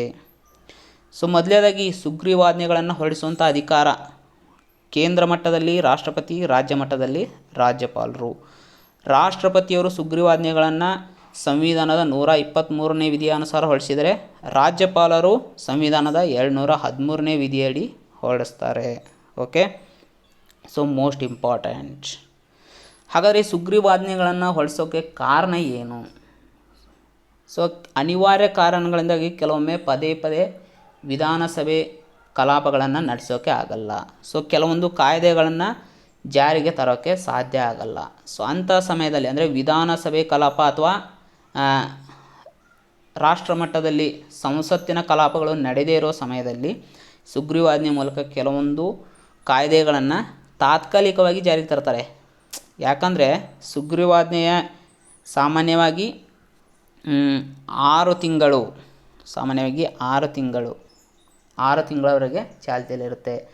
ಯಾಕಂದರೆ ಸಾಮಾನ್ಯವಾಗಿ 2 ಅಧಿವೇಶನಗಳ ನಡುವಿನ ಗ್ಯಾಪ್ 6 ತಿಂಗಳಿಗೂ ಮೀರಬಾರ್ದು ಅಂತಿದೆ. ಓಕೆ, ಆದರೆ ವಿಧಾನಸಭೆ ಆಗಲಿ ಅಥವಾ ಕೇಂದ್ರ ಮಟ್ಟದಲ್ಲಿ ಸಂಸತ್ತು ಸಭೆ ಸೇರಿದ 6 ವಾರಗಳ ಒಳಗಾಗಿ ಈ ಸುಗ್ರೀವಾಜ್ಞೆಯನ್ನು ಪಾಸ್ ಮಾಡಬೇಕು. ಆಗ ಅದು ಕಾಯ್ದೆಯಾಗಿ ಜಾರಿಯಾಗುತ್ತೆ. ಸೊ ಅಂದರೆ ಒಂದು ಸುಗ್ರೀವಾಜ್ಞೆ ಗರಿಷ್ಠ ಎಷ್ಟು ತಿಂಗಳವರೆಗೆ ಚಾಲ್ತಿಯಲ್ಲಿರಲಿದೆ ಅಂದರೆ 6 ತಿಂಗಳು 6 ತಿಂಗಳ ಮೇಲೆ 6 ವಾರ, ಟೋಟಲ್ 6 ತಿಂಗಳು 6 ವಾರ. ಸೊ ಇತ್ತೀಚೆಗೆ ಕೇಂದ್ರ ಸರ್ಕಾರ ಏನು ಮಾಡಿದೆ ಅಂದರೆ ಕೇಂದ್ರ ಸರ್ಕಾರದ ರಕ್ಷಣಾ ಸಚಿವರಾದಂಥ ರಾಜನಾಥ್ ಸಿಂಗ್ ಅಧ್ಯಕ್ಷತೆಯಲ್ಲಿ ನಡೆದಂಥ ರಕ್ಷಣಾ ಖರೀದಿ ಮಂಡಳಿಯ ಸಭೆ ಅಂದರೆ ಡಿಫೆನ್ಸ್ ಅಕ್ವಿಜಿಷನ್ ಕೌನ್ಸಿಲ್. ಸೊ ಇದರ ಸಭೆಯಲ್ಲಿ ಒಟ್ಟು 43,000 ಕೋಟಿ ರೂಪಾಯಿ ವೆಚ್ಚದಲ್ಲಿ ಒಟ್ಟು 6 ಸಬ್ಮರೀನ್ಗಳನ್ನು ನಿರ್ಮಾಣ ಮಾಡಬೇಕು ಅಂತ ತೀರ್ಮಾನ ಮಾಡಲಾಗಿದೆ. ಸೊ ಮುಂದಿನ 12 ವರ್ಷಗಳಲ್ಲಿ ಈ 6 ಸಬ್ಮರೀನ್ಗಳ ನಿರ್ಮಾಣವನ್ನು ಮಾಡಲಾಗುವುದು. Okay, most important. ಸೊ ಈ ಯೋಜನೆಗೆ ಹೆಸರನ್ನು ಕೂಡ ಇಟ್ಟಿದ್ದಾರೆ, ಅದನ್ನು ನಾವು P75 ಅಂತ ಕರಿತೀವಿ. Most important. ಸೊ ಇತ್ತೀಚೆಗೆ ಸುದ್ದಿಯಲ್ಲಿರುವಂತಹ P75 ಅನ್ನೋದು ಯಾವುದಕ್ಕೆ ಸಂಬಂಧಪಟ್ಟಿದೆ? ಸೊ 6 ಸಬ್ಮರೀನ್ಗಳ ನಿರ್ಮಾಣಕ್ಕೆ ಸಂಬಂಧಪಟ್ಟಿದೆ. ಸೊ ಒಟ್ಟು ಎಷ್ಟು ವೆಚ್ಚದಲ್ಲಿ ಅಂದರೆ 43,000 ಕೋಟಿ ರೂಪಾಯಿ ವೆಚ್ಚದಲ್ಲಿ. ಹಾಗಾದರೆ ಇವುಗಳನ್ನು ನಿರ್ಮಾಣ ಮಾಡೋರು ಯಾರು? ಸೊ ಒಂದನೇದಾಗಿ L&T ಲಾರ್ಸನ್ ಆ್ಯಂಡ್ ಟುಬ್ರೋ, ಮತ್ತೊಂದು ಕೇಂದ್ರ ಸರ್ಕಾರಿ ಸ್ವಾಮ್ಯದ ಮಡಗಾಂವ್ ಡಾಕ್ಸ್ ಲಿಮಿಟೆಡ್ ಇವುಗಳನ್ನು ನಿರ್ಮಾಣ ಮಾಡಲಿದೆ. ಹಾಗಾದರೆ ಇವುಗಳನ್ನು ನಿರ್ಮಾಣ ಮಾಡೋಕ್ಕೆ ಯಾಕೆ ರಕ್ಷಣಾ ಸಚಿವಾಲಯ ತೀರ್ಮಾನ ಮಾಡಿದೆ? ಸೊ ಇತ್ತೀಚೆಗೆ ಚೀನಾ ಏನು ಮಾಡ್ತಾಯಿದೆ ಅಂದರೆ ತನ್ನ ನೌಕಾದಳದ ಬಲವರ್ಧನೆಗಾಗಿ ಹಲವಾರು ಅತ್ಯಾಧುನಿಕ ಜಲಾಂತರ್ಗಾಮಿಗಳನ್ನು ನಿರ್ಮಾಣ ಮಾಡೋಕ್ಕೆ ಪ್ರಾರಂಭ ಮಾಡಿದೆ. ಓಕೆ, ಸೊ ಇದಕ್ಕಾಗಿ ಚೀನಾಕ್ಕೆ ಸೆಡ್ಡು ಹೊಡೆಯೋ ದೃಷ್ಟಿಯಿಂದ ಈ ತೀರ್ಮಾನವನ್ನು ಕೈಗೊಳ್ಳಲಾಗಿದೆ. ಅದೇ ರೀತಿ ಇತ್ತೀಚೆಗೆ 2 ಬುಕ್ಸ್ಗಳು ಕೂಡ ಸುದ್ದಿಯಲ್ಲಿವೆ. ಸೊ ಮೊದಲನೇದಾಗಿ stargazing the players in my life. ಈ ಪುಸ್ತಕವನ್ನು ರವಿ ಶಾಸ್ತ್ರಿ ಅವರು ಬರೆದಿದ್ದಾರೆ. ಪ್ರಸ್ತುತ ಭಾರತದ ಪುರುಷರ ಕ್ರಿಕೆಟ್ ತಂಡದ ಕೋಚ್. ಅದೇ ರೀತಿ ಇನ್ನೊಂದು ಕೃತಿ Savarkar a contested legacy 1924 to 1966. So ಇದನ್ನು ವಿಕ್ರಮ್ ಸಂಪತ್ ಅವರು ಬರೆದಿದ್ದಾರೆ. ಸೊ ಇವನ್ನು ಕೂಡ ಎಕ್ಸಾಮಲ್ಲಿ ಕೇಳುವಂಥ ಸಾಧ್ಯತೆ ಇದೆ. ಸೊ ಇವಿಷ್ಟು ಜೂನ್ ಮೊದಲ ವಾರದ ಕರೆಂಟ್ ಅಫೇರ್ಸ್ಗಳು. ಸೊ ಇದೇ ರೀತಿ ಜೂನ್ 2ನೇ ವಾರದ ಕರೆಂಟ್ ಅಫೇರ್ಸನ್ನು ಕೂಡ ನಾನು ಮುಂದಿನ ವಾರ ಅಪ್ಲೋಡ್ ಮಾಡ್ತೀನಿ. ಸೊ ಅಲ್ಲಿವರೆಗೂ ಎಲ್ಲರೂ ಟೇಕ್ ಕೇರ್.